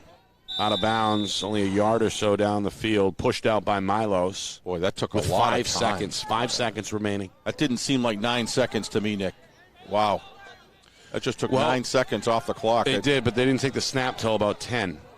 Because did they start running it? Okay. Yes, all right. Official wanted to run it. Yep, that makes sense. Because the chains were set at that point. So that's why it took 9. Okay. All right, Crampton with 5 seconds. One shot to the end zone, really. Yep. Some of the home fans stomping on the bleachers, trying to fire up the defense. Plenty of time. Crampton airs it out far side. Jump ball incomplete. Trying to find Goodwin in the end zone, and that'll do it for the first half. A great first half for the home team. The Salem Blue Devils with a 34-13 lead over Merrimack. And the home team will get the ball to begin the second half. A highlight-filled first 2 quarters here from Grant Field. Aiden McDonald has 2 touchdowns, as does his junior classmate, the electric Mr. Dante Fernandez. And, Cody Clements has played pretty good at the quarterback spot as well. So Merrimack, a lot of things to figure out, trailing by 21 at the break. As Salem looks pretty good here on their home field in search of their second win of the season. Great job on the offensive defensive line of Salem, too. Obviously got to get rid of those penalties. I thought both teams are showing some really good, solid line work on both sides, Nick, but in this particular situation, there's just no answer for all of the runners really on Salem, but especially Dante Fernandez. This kid looks tremendous. This is a very heavy turf field, and this kid looks like lightning. And heavy grass. Heavy grass. Yep. Excuse me. Heavy grass. And but the running style and the ability to be so elusive and get yardage that very few other ball players running backs are going to be able to get. He's just done a terrific job. I thought that the play calling on both sides were good. The execution in the running game when you have bad weather, when you can win the running game in this time of year, Nick. As we get closer to the cold and the nasty weather, having a solid running attack just gives you such an advantage. And I think Salem's done a great job. Merrimack has had its chances, though, Nick. With a few more executions, this game did not have to be 34-13. This could very easily be a 34-24 game, somewhere around that range, but they needed some things to go their way for that to happen. All right, coming up, we'll see if we can hunt down some scores from around the NHI. You know what I'd like to know? I'd like to know how many yards the running backs have run, if we could get those stats somewhere, but I don't know where we're going to get them. Well, there's a lot of yards. Sniff them out. For sure. I know you have a way of doing that. I will. I'll see what I can do over the next few minutes. All right, we'll come back with hopefully some scores, some stats, a recap of that first half. We'll get you the second half live here from Salem as well. Our coverage tonight, of course, brought to you by Beals Insurance. Locations now in both Bedford and Londonderry. Whether you need home, auto, or business insurance, Beals Insurance will get you both the price and quality coverage that's right for you. Call Steve at 603-471-9999 today. Salem leading Merrimack at the break 34-13. Back to Grant Field in just a few minutes. You are watching our Friday Night Lights New Hampshire Game of the Week presented by Beals Insurance.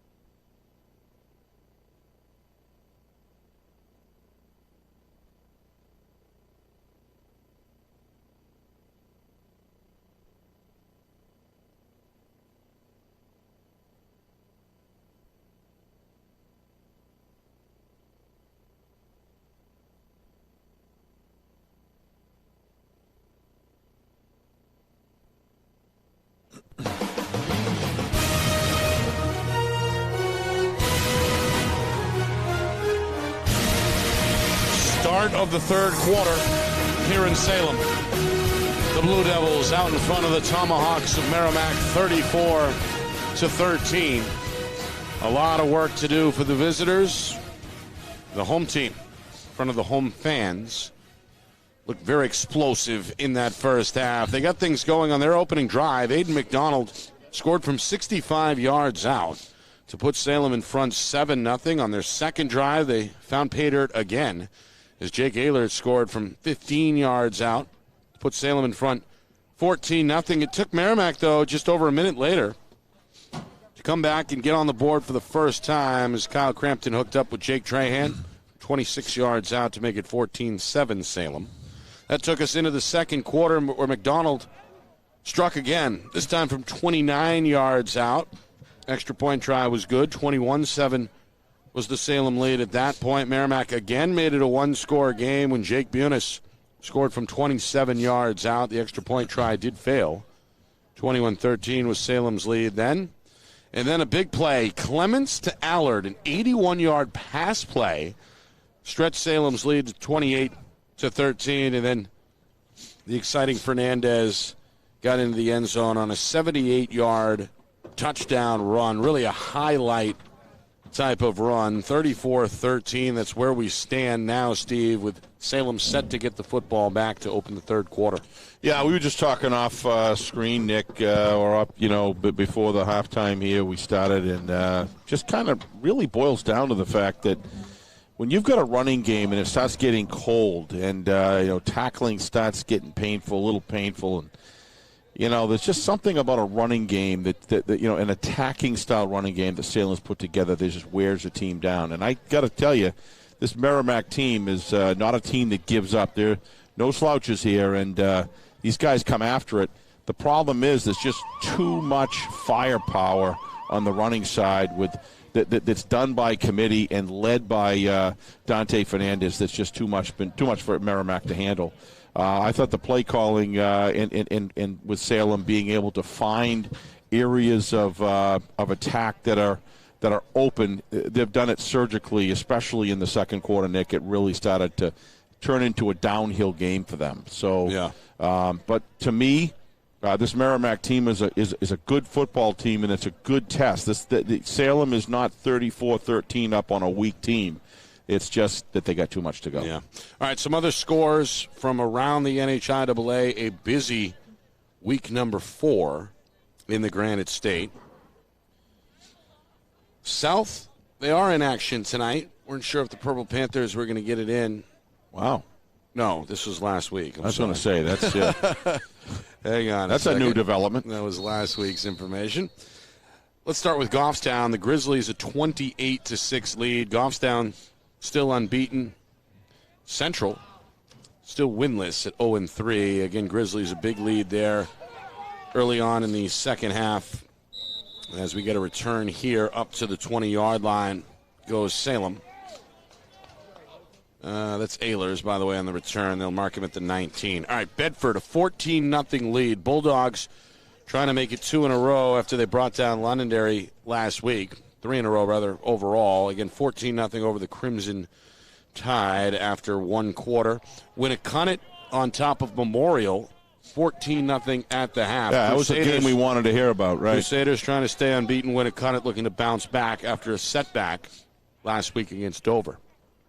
On 1st and 10, it's a pitch. Fernandez, not a lot of room as the sideline shut down. He's tackled inbounds. Stop made by Fournier, about a 5-yard gain to set up 2nd down and 5. A scoreless game on the Seacoast, Steve. Dover and Portsmouth. Wow. 0-0. At the half? At the half. That's surprising. Clippers looking for the upset there. Dover hoping to improve to 3-0. Looked solid last week. Exeter maybe on the comeback. They won last week. They're on their way to their second one this week. 22-0 over Spalding at halftime. Yeah, who was also 3-0, right? Not sure. Thought they were 2-1, but maybe they were 2-1. Right. Yeah. Up the middle, surge there by the Merrimack defense. Nice job. Gang tackle at the line of scrimmage. It'll be, looks like 3rd down and 7. All right. Scores from some of the other lower divisions. Kennett a 37-6 lead over St. Thomas. That game in the second half. Pelham all over Laconia. 34-13. That game just about over with Pelham strong. Minutes ago in the game. And that's a look, at least for the moment, right on the league. A lot of people think Pelham should not have dropped down to Division III. And it certainly looks like they're tearing it up right now this year. They handed Trinity a shutout loss last week, and they're looking good again tonight. Meanwhile, a timeout early is called by Salem. Coach Abraham doesn't like it. Didn't like something there pre-snap. 3rd and 7. He's deep in his own backyard. Well, he may be trying to motivate his players. Say, hey, look, 34-13 can disappear quickly if we don't stay focused against a good football team. And I think that's some of it is probably that. Yep. He wants to get his guys to realize, look, you have to finish the game here. And, of course, you want to avoid the miscue in your own end. Yeah, absolutely. As well. So if something didn't smell right there. Yep, very aware. Good timeout from the sideline. Again, Coach Abraham, 8 years under Coach Rob Pike. First year as the head coach. It's his program at this point. Of course, he played for Jack Gaddy way back in 1994. Rob went down to Lowell, right? I believe, right? Somewhere down in northern Mass. Yes. I believe it was Lowell. Yes, Coach Pike, I believe you're right. Meanwhile, Clements on 3rd and 7. Out of the timeout, McDonald in motion. They run a counter to the inside, and it's swallowed up pretty quickly. Merrimack saw it coming.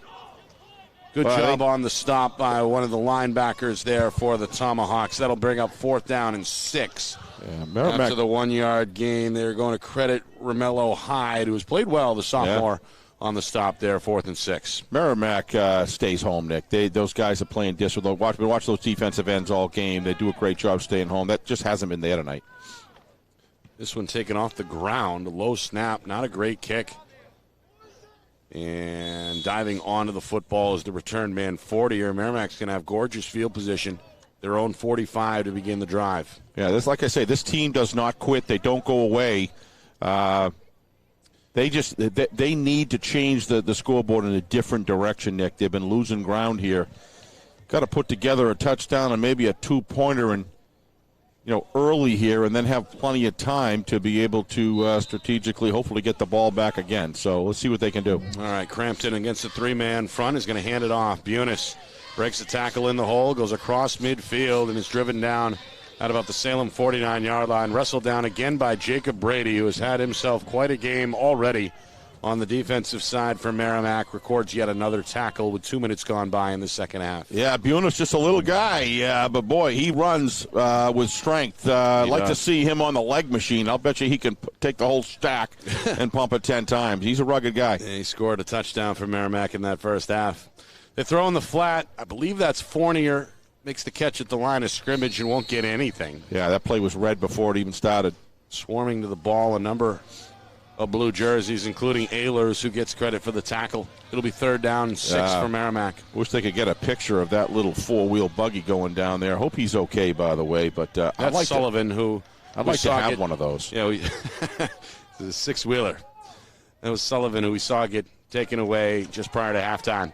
Meanwhile, on 3rd down, to the air, flag on the play. Yeah, we're going to get a defensive holding call here. It's going to be big. It's going to bring the ball way down if it's done to the spot of the foul. And that was Goodwin battling with Bealey. Looks like he kind of blocked him from running his route. Give a lot of credit there to Kyle Crampton for doing a good job stepping up in the pocket. Could feel it closing in. Good pocket sense and pocket presence, and bought an extra second there, and it drew a penalty. Yep. And it's big because it's a 1st down for Merrimack. It sure is. So Salem felt like they were about to get off the field. Instead, the defense stay on the field here. Merrimack going to give Crampton credit for that. He kept his team alive. And yep. Tomahawks will get it now at the Salem 40, 1st and 10. 3 minutes in, 3rd quarter. Tomahawks trailing big on the scoreboard, trying to make this a 2-score game.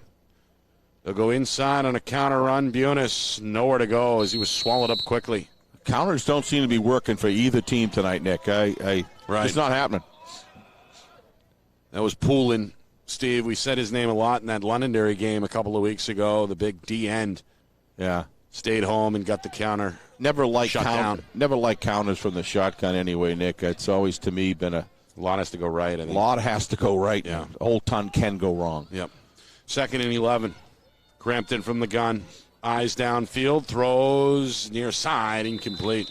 Trying to find a man that looked like out of the slot. Yeah, he's throwing into some really tight coverage there, Nick. And if he didn't have such a good arm with good velocity, Trahan, the intended target, could have been some more bad things that happened. And Brady were in on the coverage. It'll be 3rd and long, 3rd and 11. I'd like to have a nickel every time you call Brady tonight.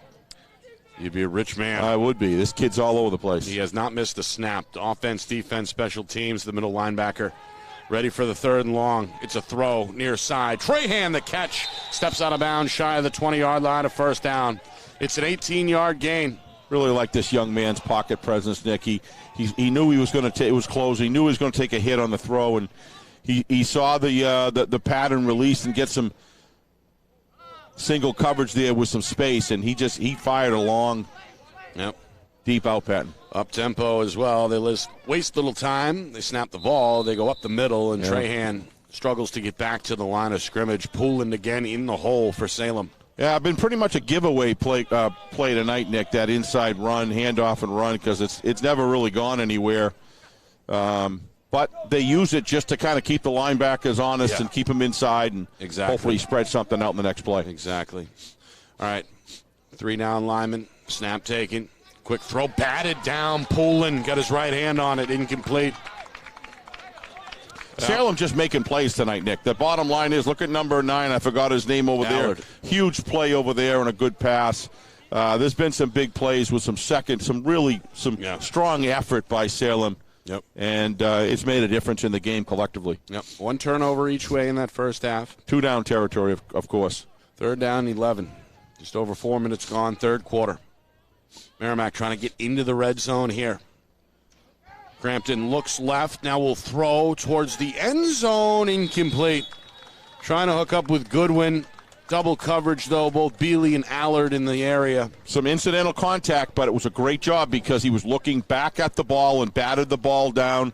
So the referee every time is going to give him that latitude because he was looking back, has just as much right to go after the ball as the receiver does. Right. So good technique there and got it done. And a good non-call by the officials. Yes, it was. 4th and 11. Steve, you said a moment ago, 4 down territory. Coach Jackson agrees. Yeah, they have to go on the field. Yep, they have to go. Crampton, 4 receivers set, 2 to each side. Bunis to the back. 4-man rush, rolling left, eyes downfield, looking, throwing down the sideline, incomplete. Yeah, you got to give this defensive backfield of the Blue Knights, Blue Devils, a lot of credit, Nick. They've done a great job tonight. Crampton really hasn't had a lot of open area to throw. He's been forced, to try to make something happen. When you live by the pass, you die by the pass. If you got great coverage, and you got to give them the DB, and give the offensive line of Merrimack credit for giving Crampton so much time. But they've done a good job tonight. All the more reason why I say the defensive backfield of Salem's just done a terrific job. Yeah, yep. Just nobody open there. And no. With Crampton on the run, he ran out of time. So Salem will take over. Merrimack burned a few minutes off this third quarter clock, and now Salem's set to do the same, trying to protect a 21-point lead. They go back to the sophomore here, Steve. Fumble. Ball comes out at the end of the play. The officials say, hang on. I think he was down, though. Boy. Salem's going to perhaps catch a break there. The carry, by the way, they caught a break there by Mateo Mustafa, his second of the night, the sophomore. And unfortunately for Merrimack, you can't throw out the red flag, Nick. So nope. But I think if they did, that might have been overturned. Mustafa, you might be in a little hot water, though, for putting that one on the ground. Yeah. He's got to come out of the game with his head kind of tucked in. Steve's going to make him think. Yep. 2nd down and 9. Clock moving. Just over 5 minutes gone by. Third quarter. A big 34-13 Salem lead. Meanwhile, on the pitch. This defense I've been really impressed with. Nowhere to go. Gigante on a rare carry. Drop for a loss. Bunis and the boys defensively that time for Merrimack all over it. Officially a loss of 1. It'll be 3rd and 11 on the way as we approach already the midway point here, third quarter. Yeah, if you're going to go by inside the hash marks, Nick, Merrimack defense has played stout and solid. Everything's been, off tackle outside and just getting beaten outside. Quarterback's not coming up. That seems to be the area that needs some work for the Tomahawks. On 3rd down, roll out. Clements, a rare throw. Going to go deep down the near side. Looking for Allard. Diving grab. Was he out of bounds? Yes, he was. Incomplete. Wow, what an effort. Nearly pulled that in. Full extension. And, just couldn't make the catch inbounds. His problem. Yep. Would have been a first down for Salem. Instead, it's 4th and 11. Booten, the punter, is back on, standing ready at his own 15-yard line. So Merrimack set to get the ball back, Steve. Their defense did the job there. They've been on the field a ton. Salem, about to go 3 and out. And I know there's only killed a minute and a half off the clock. I know there's 34 points in the field on the scoreboard, Nick. But Booten going to boot this down the middle. Send the return man 40 or back to his own 35. Wow. Goes across the 30. Horse collar, maybe? Line. I don't know. Are they going to get the horse collar? I don't know. He was wrestled down by Ehlers. The flag came in on the tackle. Well, he twisted down kind of straight. Looks like a hold. Now another flag flies. Yeah, there was... Well, let's see. The officials need to sort this out amongst themselves before we get the address.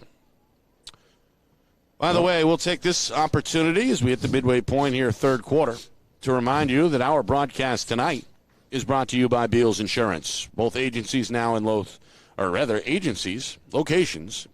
in both Bedford and Londonderry. Whether you need home, auto, or business insurance, Beals Insurance will get you both the price and quality coverage that's right for you. Call Steve at 603-471-9999 today or visit BealsInsurance.com. Salem has led pretty much the entire way.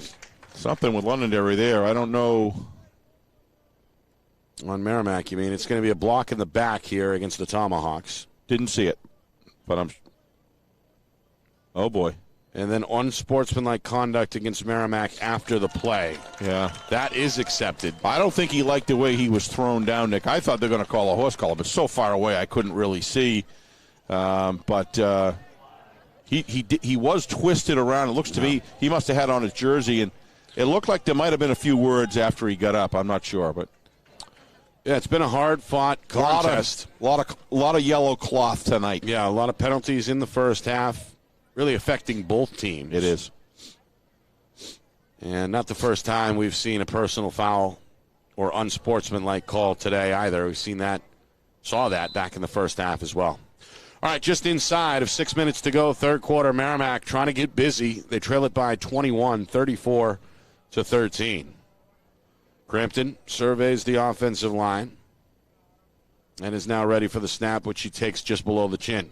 It's going to roll out to the right, throw on the move, and Trahan got it. Did hang on for the catch. It's a first down. One of Kyle's greatest attributes is this work tonight has been this work in the pocket, Nick. He's known exactly which first step to take and know when to roll up, know when to step up, know when to set back. He's done a good job of that. He's made a few throws on the run like we saw there as well. Good form.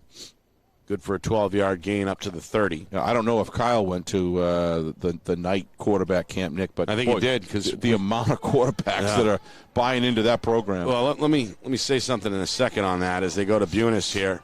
Tries to bounce it left side, and they'll blow it dead. No gain. Trevor Knight. I've heard Trevor Knight's name come up from every coach and almost every quarterback in Division I. It's become a New Hampshire thing. Right.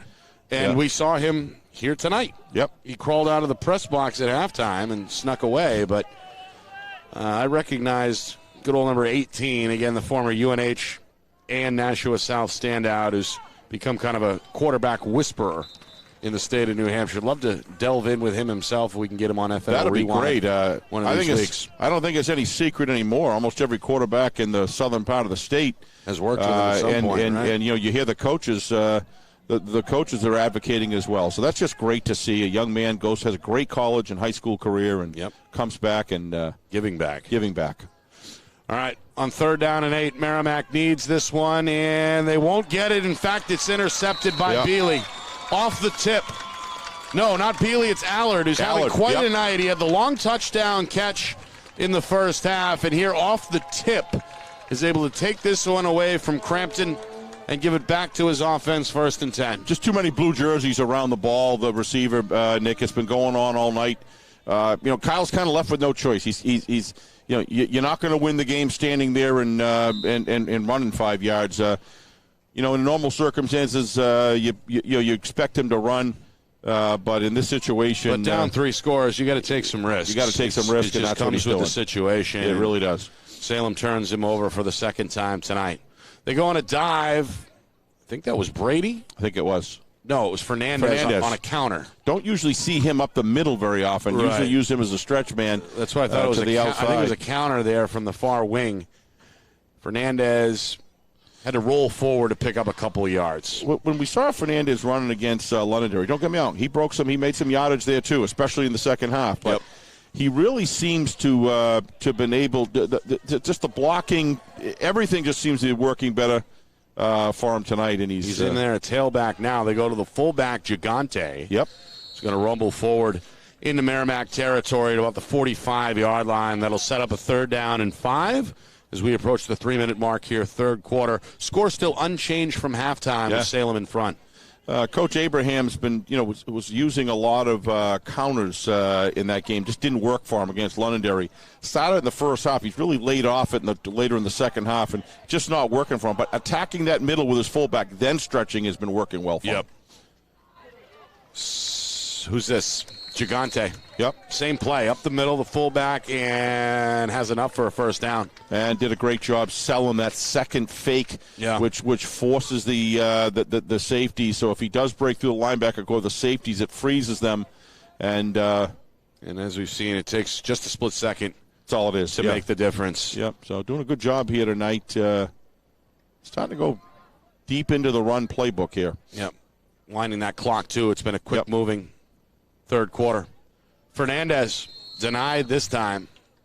Shot back out of the hole, no gain. Are you going to be able to get Kip Jackson, you think, on for Rewind Monday night, Nick? Because it'd be great to get him on as well. That's Monday afternoon. Certainly the plan. Yep. Yeah. Because he ought to be proud of a lot of elements of his team tonight because they don't quit. They just keep scrapping. And programs like that. And, of course, not easy to start, stop, and then start again, which is what Merrimack has had to do. Awful difficult thing to do. They played in week one. That was back in September. And have not been on the field for 3 weeks. Meanwhile, it's Clements on a keeper. He's got the first down as he dives. Really like the way he's down near the 26-yard line. Clements has played well tonight. Yeah. Remember, it was Bates that we saw primarily at the quarterback against Londonderry in week 2 for our Friday Night Lights New Hampshire game of the week. Tonight, it's been all the seniors. Clements I look good. I like both quarterbacks. Make no mistake about it, but I like Bates I like Clement in the game. We saw him last year, Nick, when he got injured there against Londonderry when they were playing down in Massachusetts, and he just really impressed me. He just had a really awkward injury, but he sells fakes really well. They both do. They're both good quarterbacks. Very mechanical. Inside of 2 minutes, third quarter. Back to Ehlers. Going to feel his way along the right side and pick up another good chunk of yardage. Tackled there by Merrimack's Ryder Morse. Burning the clock here. Yep. Yeah, the first half seemed to stretch out. A lot of penalties. Especially the first quarter. A lot of points and penalties in that first quarter. Really both the first 2 quarters, and now in this third quarter it's been no score change. No points on the board either way since halftime, and the clock has continued to tick. We're down to a minute 20. All right. They go where? Up the middle. Yeah, when you've got defensive ends, Nick, chasing that quarterback on the outside because he does such a good job selling the fake. It's really I've always felt Clement that was one of his marquee parts of his game. And it's so important in a running offense. You have to do it well to run the wing team. You really do. For sure. Absolutely. All right, that was David Jacques, Steve, I believe, first carry for the sophomore. Yep. Going to get some guys into the game, get them some experience. And I think we've got a first and goal from the 10-yard line here for Salem. Fernandez, beautiful cut, number 1, number 2, and then a spin almost finished it off. Tackled inside the 5-yard line at the 4. But just bang, bang, a couple of cuts, and Fernandez is looking like an all-world football player tonight here in Salem. I said he's a one man with many facets, Nick. He just brings so many elements to the game. And the thing is, you saw him cut inside, run through the middle, find daylight, work his way down. Next play, you're going to see this guy stretch the outside 100 miles an hour, and then they begin to over-pursue, and then what's he do? He cuts them up and breaks their legs. It's unbelievable. They go to Jacques up the middle. All right. Trying to find the goal line, won't. Wrestled down by Fournier at about the 3-yard line, and that should be the final play of this third quarter. And then what you see Dante Fernandez do right there, Nick?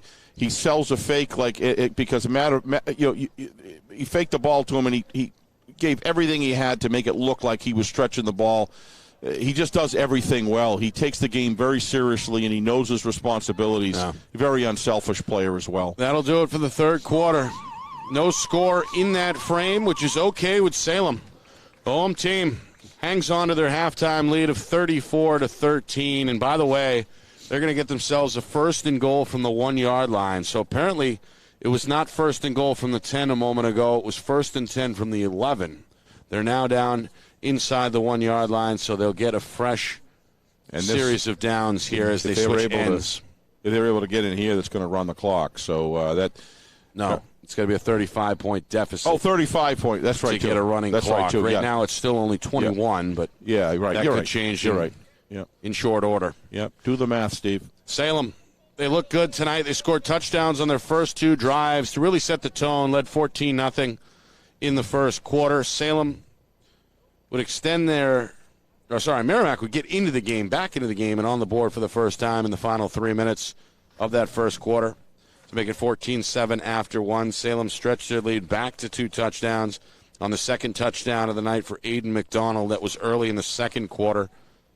Jake Bunis played hard tonight for Merrimack. He found pay dirt the final 5 minutes before halftime to make it 21-13. But a moment later, Clements and Allard an 81-yard hookup to make it 28-13. Fernandez,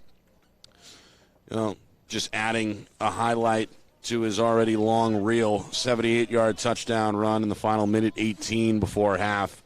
And then no points at all in that third quarter. So Salem still in front here to begin the fourth, 34-13. A lot of successful clock burning by Salem, though. I see 65 Andrew Sullivan here. It looks like he's in not a cast, but a hip to ankle brace on crutches. So, yep. Up the middle, Brady, second effort, touchdown Salem. Yeah.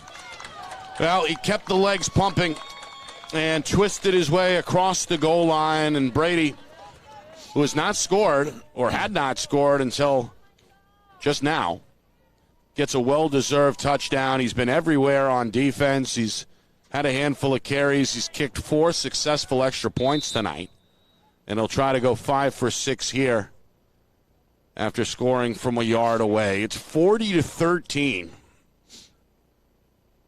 The hold by Poulin, the kick by Brady is good. It's 41-13 Salem. Punishing drive, Nick. You're trying to come back. You're trying to close the gap a little bit, and then all of a sudden you give the ball back, and they pound the ball with down the field. It looks a little bit now like the trenches, who Merrimack has held up pretty darn well on the trenches, Nick. It's really been the outside runs that have really cost them the heavy yardage and ultimate scores. But in this particular situation, I'm seeing the defensive line of Merrimack start to give way just a little bit.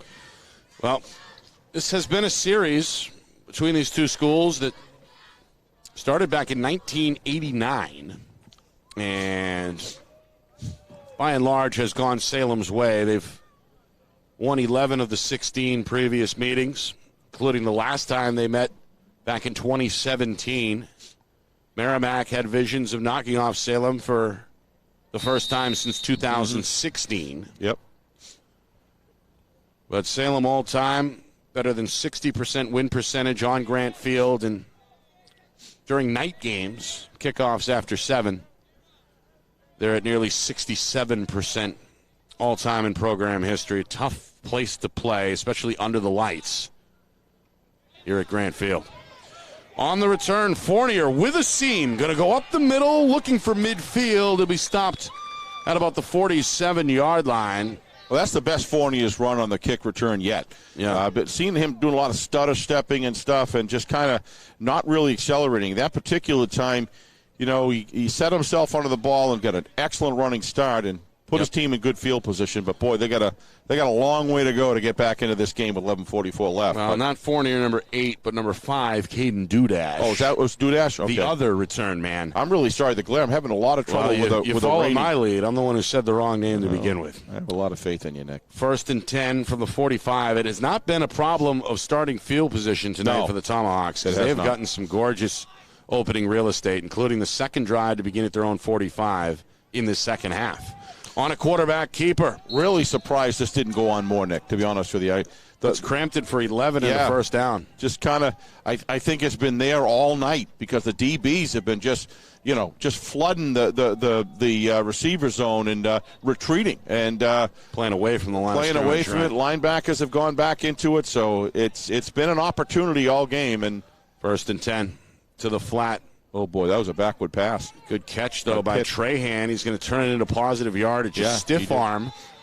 And a tackle made by Ehlers-Ware at about the 35, maybe 36-yard line. We'll call it a gain of 4. But, I mean, I know Crampton's extremely valuable to the team, but if they're giving it to you, you got to take it. And that's been there. like I said earlier, all game. Let's see if they do it again. Merrimack, who's played up-tempo tonight, trying to speed things up even more, trailing big here, 41-13. Throw over the middle. Catch made on a crossing route. First down for Fournier. Inside the 35 to about the 34-yard line. No, 24-yard line. Really hard to see. I apologize, folks. It is tonight. It's very hard. It's tough from the angle. Tough here on the near sideline. A little bit of glare. A lot of glare from the. A little bit of mist as well. No excuses, but first and 10 from the 24. Throw again. This time far side. Catch made by Goodwin, who slips down shy of the 20-yard line and is ruled down at the 21. Yeah, it's just kind of you got a mist in the air and everything's there's a lot of glare coming off the lights, off the track as well, off the track and everything from the rain, and it's just hard to see. Another quick snap on 2nd and 10 across the middle. Catch made. Yeah, this is how this offense is supposed to roll. Yep. You know, that was Trahan. They will mark him just shy of the first down marker. So 3rd down and 1 coming. Mm-hmm. The ball just, outside the 13, it looks like, from the far hash. Again, Crampton, with 2 minutes gone in this fourth quarter. Oh, boy. May have made the defense jump there. I think they did, Nick. Flags fly. It certainly wasn't delay a game, was it? No, that was. No, he got. I was joking. I say because not with this quick offense, that wasn't delay a game by any stretch. Not at all. I was making a joke. It was a long cadence call, so it was. Yep, they're going to say Salem jumped. 5-yard penalty on the defensive line. Yeah, they'll take that. They get a first down out of it. Yep. And again, have a chance to pick up another first down around the 1-yard line. It's 1st and 10 from the 11. Up the middle, Bunis trying to push the pile. Picks up maybe an extra yard or two after lowering the shoulder. I don't know if you remember Mini Mac Mac Heron. I think you're too young to remember him on the Patriots. And no, he was a guy, not a very tall guy, just like this young gentleman, Bunis. And but boy, he could pump his legs, and just a very strong guy. Bunis, just amazing how he's able to move guys, giving up 50 pounds ahead. 2nd down and 8 from the 9-yard line. Dancing is Crampton. He's still alive. Rolls left. He's got a man in the flat. It's Bunis at the 5-yard line. Tackled by Milos just shy of the pylon. Crampton is special in the pocket. He really has a feel. He's almost like he's got eyes in the back of his head. Able to extend the play, and then Bunis nearly scored. Milos with a touchdown-saving tackle for Salem. 3rd down, and I think 1 from the 2. Another hard count from Crampton. This time the Salem defense is disciplined. Second time he's calling. And trying again, may have just changed the play. Takes a high snap, hands to Bunis up the middle, and he's tackled again short. That's Poland and Ehlers combining on the stop. Brady in there as well. Lost a half a yard, Nick. I'm not sure. With Salem, almost like they knew that play was coming. They were all over it. Now I think the officials have stopped the clock, are escorting Bunis. It looks like the referee is taking the Merrimack tailback to the far side. I don't know if he's got a helmet or a strap issue or there's an injury. Maybe Coach Jackson is going to come onto the field, take Bunis under his right arm, and escort the youngster to the sideline. Not sure what that's about. It could be equipment related, but the officials wanted him out of the game. Yep. All right, 4th and 1. Merrimack trying to get some points. Their first point since halftime. Trailing it big still with 8 minutes and change to go in regulation, 41-13. He got hit pretty hard. I don't know if it's a... Now they're going to measure it, Steve. Yeah. He must have got yardage. It looked like he might have lost a half a yard the way they picked it up. But and again, there's a little bit, about a yard of room between the first down stick and the goal line, right? It's not much. I think they got to give it to him. Yep. By a nose. They got it. Yep. Yep. We saw this back in the 3rd quarter with Salem as well, Steve. They had a little bit of room down around the goal line to pick up a first down. They did. And now we'll see if Merrimack can capitalize in the same situation. Clock running, moving towards 8 minutes. Crampton in the gun. Looking right, he's under pressure from Brady. He gets the pass off. Is that a live football? It may have been. Salem thinks they have it. Taylor Morgano jumped on it. Are they saying that's a backward pass? Backwards pass, yeah. No whistle came. It's so hard to tell from here. It didn't look like it from here. It's another Merrimack turnover. Salem has the football. Yeah, he tried to just get rid of it, Nick. He was getting chased down there, nowhere to go. How about the blitz call? Yeah, I like it. Came untouched through the A-gap. But, I mean, this is what I mean, Nick. You're sitting down on a half-yard line there, ready to go first down. Why are you going back a pass it? I mean, It just makes that call just makes no sense to me. If you got a running back, you got a good offensive line. I mean, you got 4 tries to get it in the end zone. Merrimack comes away empty. Salem ball, 1st and 10. Fernandez left flag side. Down again. A couple yards, but a flag does come in. About 30 flags, Nick. It's been unbelievable. It's been It's tough, almost like especially that first half. Oh my gosh, yes, the first quarter was bad. We had a fast-moving third quarter, but the flags are back here with just over 4 minutes gone by in this fourth quarter. See what the call is. Personal foul. Face mask. Face mask. Wow. Goes against the Merrimack defense. Well, Salem, it looks like, is going to hold on here. Yep. Anything can happen, but ahead 41-13 with inside of 8 minutes, you would think that it's safe to say that Salem is going to win this game. They'll improve to 2-1 overall. We got a Southwest flight coming in here, Nick. I'm not sure if they're going to land on the field or what, but they can't be much more than 500 or 700 feet. That's a low-lying.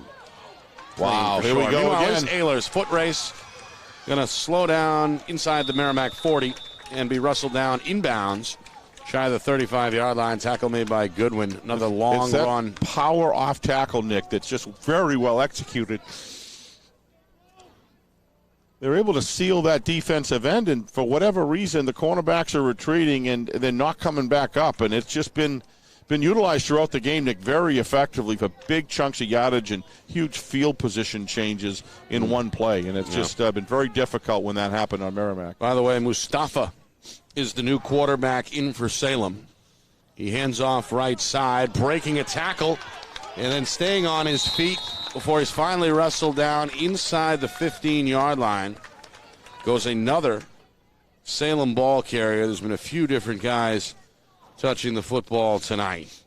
And that one a big gainer for David Jacques, the sophomore. He's starting to put his game on display here in the second half, as Coach Abraham has called his number a couple times now. Heading towards the midway point, another whistle. Yeah, it looks like a timeout. Salem. I thought Merrimack jumped off sides, but looks like the timeout was called in time before that. So Coach Abraham burning his second, stopping the clock with just inside of 7 minutes to go in this fourth quarter. Nick and Astis, Steve Beals with you. Our Friday Night Lights New Hampshire Game of the Week is brought to you by Beals Insurance, with locations in both Bedford and Londonderry. Whether you need home, auto, or business insurance, Beals Insurance will get you both the price and quality coverage that's right for you. So call Steve at 603-471-9999 or visit BealsInsurance.com. And, of course, subscribe to us on YouTube, the channel, FNL NH Media. That's FNL NH Media on YouTube. Hit the subscribe button. We appreciate all the subscriptions that have come in over the last few weeks. And, of course, hit the bell icon as well for all the notifications for our live upcoming broadcast. And also for all of those joining us from Nashua that is being live restreamed to you. Thank you, Pete Johnson and Nashua TV for running us on that. Welcome to all of you watching. We appreciate the viewers in the Gate City and worldwide. Keeper, Mustafa. How bad does he want a touchdown? Spins inside the 5 down to the 4 and very close to a first down marker. We saw him, Steve, get thrown into the fire a bit last year as a sophomore. And he delivered. After you mentioned that Cody Clements injury in week 2, he came in, he held his own, and really kind of a part of a lot of heart. 3-quarterback group here that includes himself, includes tonight's starter Cody Clements, and of course Bates. Caleb Bates as well. Yep. It really is a pretty good trio. Here's Mustafa, again calls his own number, but this time stop by 45 from got Merrimack. Stuck, and then some trash talk afterwards. Is been a little of that from time to time. Draw another flag, yep. The officials didn't like it. We've seen a lot of personal fouls. We've seen a lot of unsportsmanlike conduct penalties. I think it may have been a Merrimack player who said something after the tackle here, as we just crossed inside the 6-minute mark here. I don't see a 45. I was trying to figure there out isn't one. Who that was, but he's been on the field yep. as one of the 2 inside linebackers tonight for Coach Jackson. But he made a heck of a stick right there. I just wanted to give him a little 45, shout out. Yep. Not sure who that is, but wrestled off the offensive lineman with great handwork and knifed his way in through and met the running. Looks like it was a loss, wasn't it? Meanwhile, some parents starting to get vocal as well, calling for one of the players on Merrimack to be ejected. Oh, boy. Things can turn a little bit nasty and late in these games that are lopsided.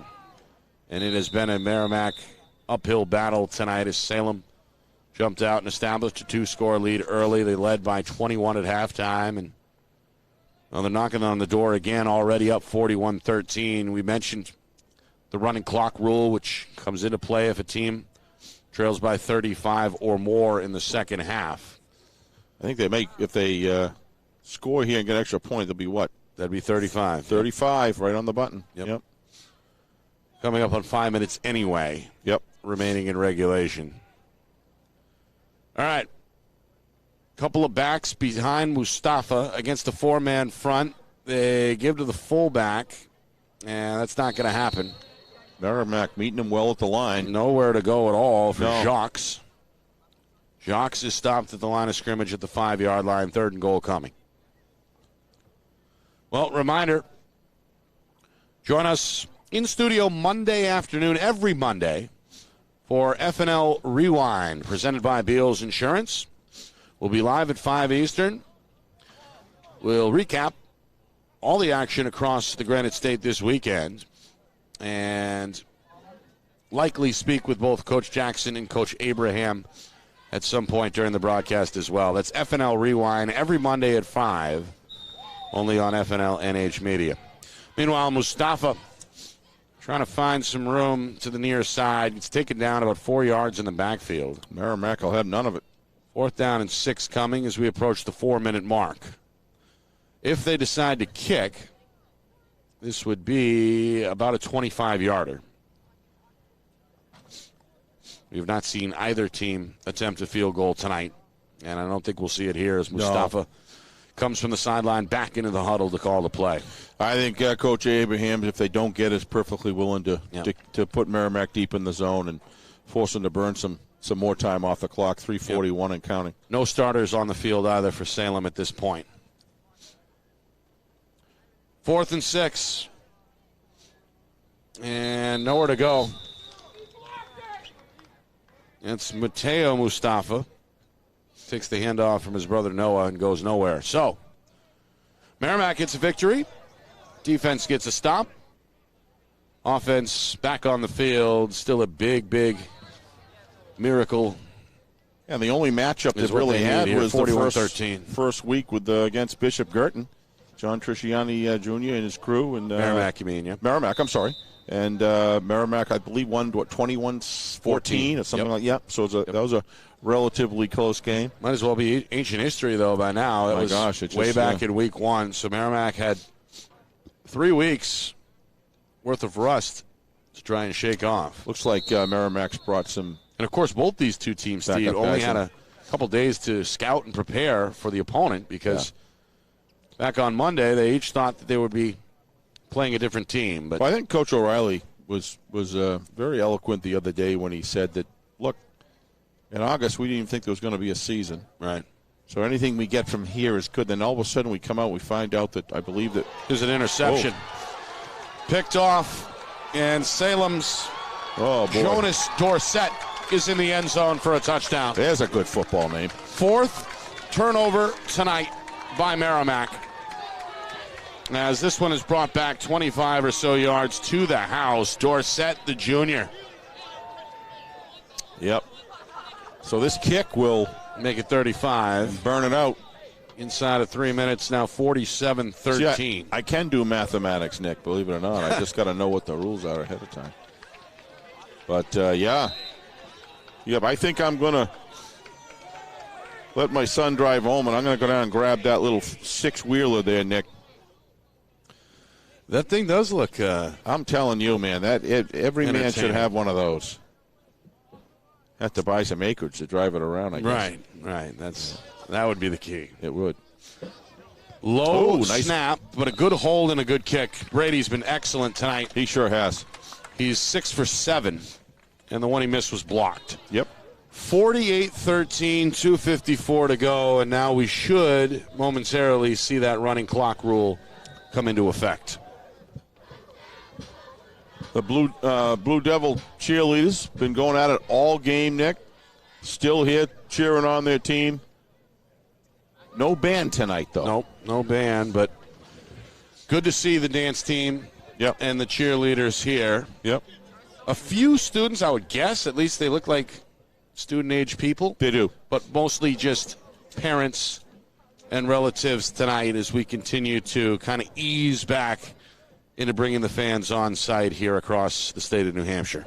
Pretty much most of all last fall, this stadium was being redone, and between the stands and the redo of the track and the field and the beautiful press box they provided here, and it's they've done a lot of work here. It's a nice complex. Yep. Easy to get to, too. It is. Not I too couldn't far believe I off left the- Londonderry. I expected highway. 25 minutes. We were here in like 13 or something. It was not far at all. Yeah. All right. Ehlers is set to kick this one off. I guess Brady's night is done. Heck of a game for that young man tonight. Yep. I mean, again, we talk every week, Steve, about who the player of the game is, and it's a hard seems one like tonight. every week it's 3 or 4 guys. Really a good team effort tonight for Salem. How about the coverage here? Merrimack's return man rifled down.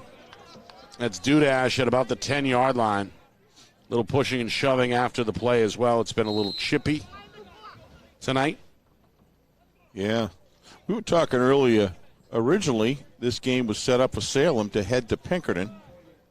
And if I'm not mistaken, I think that game was originally in Pinkerton. And then, thankfully, with Pinkerton not being able to continue, they were able to piece this game together. But and remember, this I also was looking forward to that matchup. Yeah. Yep.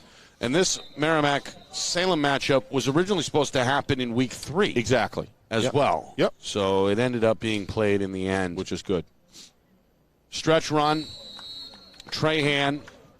Not much. Lucky to get a yard, maybe 2. Are we going to have scores at the end? Been any scores? All right. Of course, Steve. I'm anxious. A couple games. I'd like to know how they. Of course. How they work out. Our director Ben Beals is already on it. Yep. In fact.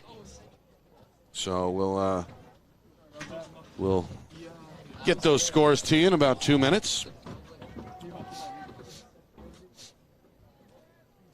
All right. Another run play. This is north-south. Over left guard, it looked like Bunis rolls his way across the 20. Up to about the 20.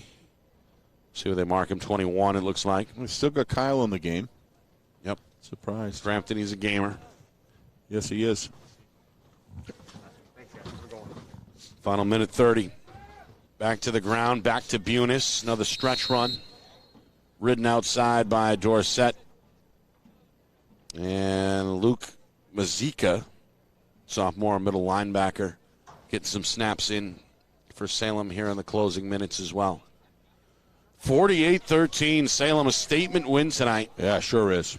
They played from a position of strength. They took an early lead, early 2-score lead, and really kept Merrimack at bay, extended that lead in this fourth quarter. They'll get a sack here just to put an exclamation point on things as we move inside the final minute, fourth quarter. Yeah, I'm not sure they'll even get another playoff, Nick. I guess they'll get one more off. Yeah, they have to. Dorsett coming off the field with a nice interception. Nice pick 6 there. Yeah. Earlier. Every defender's dream, isn't it? He looks like he's got some speed, too. Yeah. Only a junior. Yeah. Salem not strong junior class. They here. really are.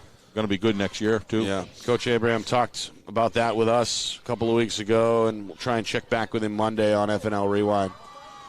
This is a pass, near side. Trahan looking for the first down at the 30. That should do it. Tackled from behind, ridden down in pursuit by Jacques. Down to 10 seconds. Merrimack lining up like they're going to take one final snap. Crampton wants to. Down to 3 seconds, and they will take a final snap. Crampton has time, going to air it out deep down the seam, intercepted. Picked off by the safety, Joshua Brady, the sophomore. He's got a good return to the far side, and that will do it. Final score, Salem, a big win on their home field, 48-13 over Merrimack. The Blue Devils back on the winning side of things, 2-1 now as Merrimack suffers their first loss and dropped to 1-1 on the year. You know, it was a pretty good game here, the first quarter, and halftime was still well within reach. But about third of the way into the third quarter, you could just see there was just a shift that went from a modest advantage for the Blue Devils to a major one. And after that, it was very difficult for Merrimack's offense to be able to get anything really going. I thought the defense for Merrimack, especially the interior defense, looked very strong and very stout, very solid against the Blue Devils. However, the defensive backfield was just not able to come up and make the sticks, and the outside was just torn up by Dante Fernandez and company. And I got to tell you, it's a tough one between Brady and Dante Fernandez. I guess you could choose either one. I wouldn't even know which one to choose. Both solid, but it's a very balanced attack. I thought that McDonald, absolutely. I thought the coaching staff did a great job calling plays.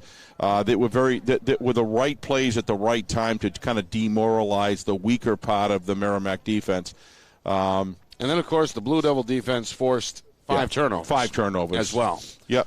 Which played into things, I think, especially in that second half. That was a factor. This Blue Devil team is going to be a team to contend with almost anybody in the league. But, you got some solid programs when you look ahead. Salem, obviously, tonight showing that they're one of them as well. I think Merrimack I give the score difference more to the strength of Salem as I do any weakness of Merrimack. Right. To be honest with you, this team is progressing.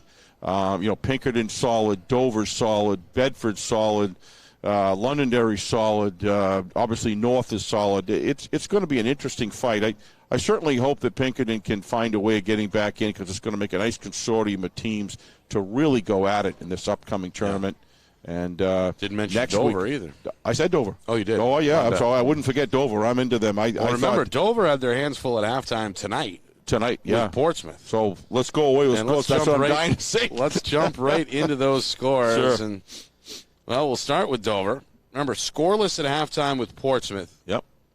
Dover now with 8 seconds left, holding a 13-7 lead. Yeah. Lopez Sullivan, the quarterback, scored for Dover with just 8 seconds left. So Portsmouth playing them tough. Yeah. Yep. That's maybe a moral victory for the Clippers. Yeah, sure is. They don't want to hear that. Not over yet. Goffstown running away from Central. Grizzlies look like they're going to stay unbeaten. 35-6 over the Green. That went early in the fourth. Exeter, no problem with Spalding.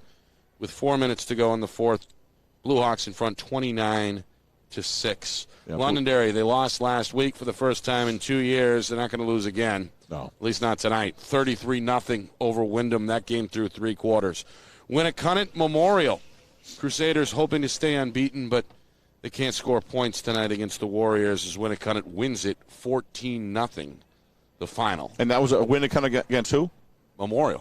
Okay, so first loss of the year for Manchester Memorial. Winnicott, meanwhile, improves to 4-1, right? Yeah, everybody wanted to see Memorial face a stronger team, and that's by no means a blowout. Nope. So Memorial's program on the rise and improving. Yeah, absolutely. Bedford to win, 42-20, no problem tonight for the Bulldogs. They roll over Concord. Again, 42-20 the final. BG, their first win over Trinity. What was that score?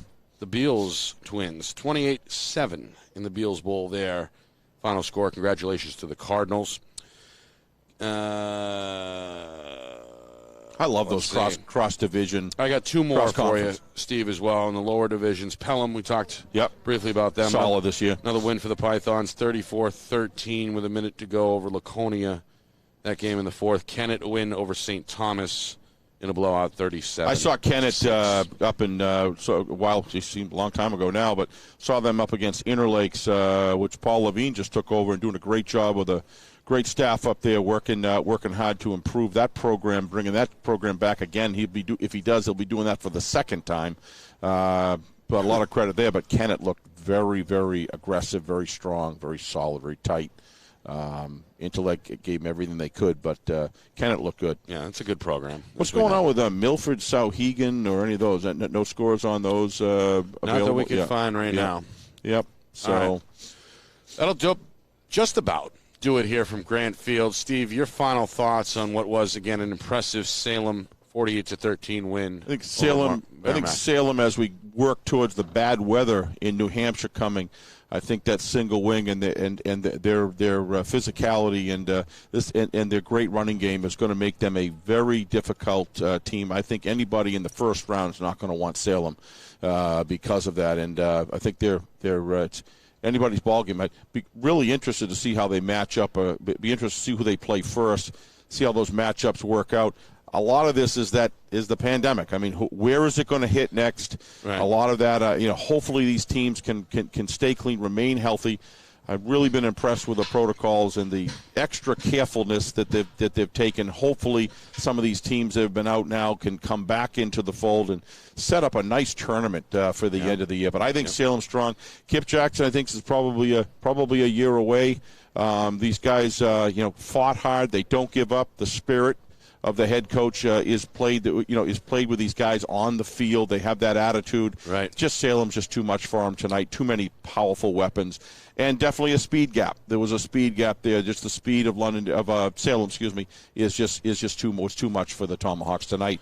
But should be proud of his program, and good attitude on the team. Be looking forward to talk to Kip and see what his thoughts were. Yeah, we're going to try and get him on FNL Rewind, presented by Beals Insurance, Monday, 5 Eastern. We'll talk to Coach Abraham, I'm sure, as well. All right.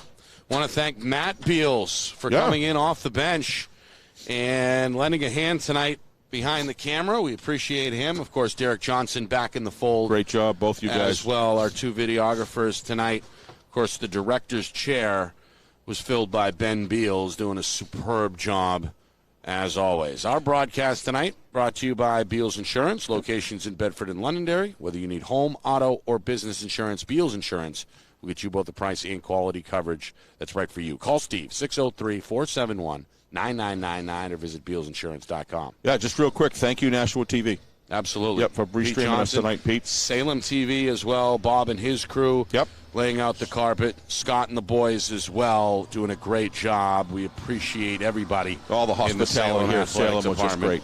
For sure. All right, for Steve Beals, I'm Nick Anastas saying so long. Final score, final time, Salem 48, Merrimack 13. This has been a presentation of our Friday Night Lights New Hampshire Game of the Week, presented by Beals Insurance.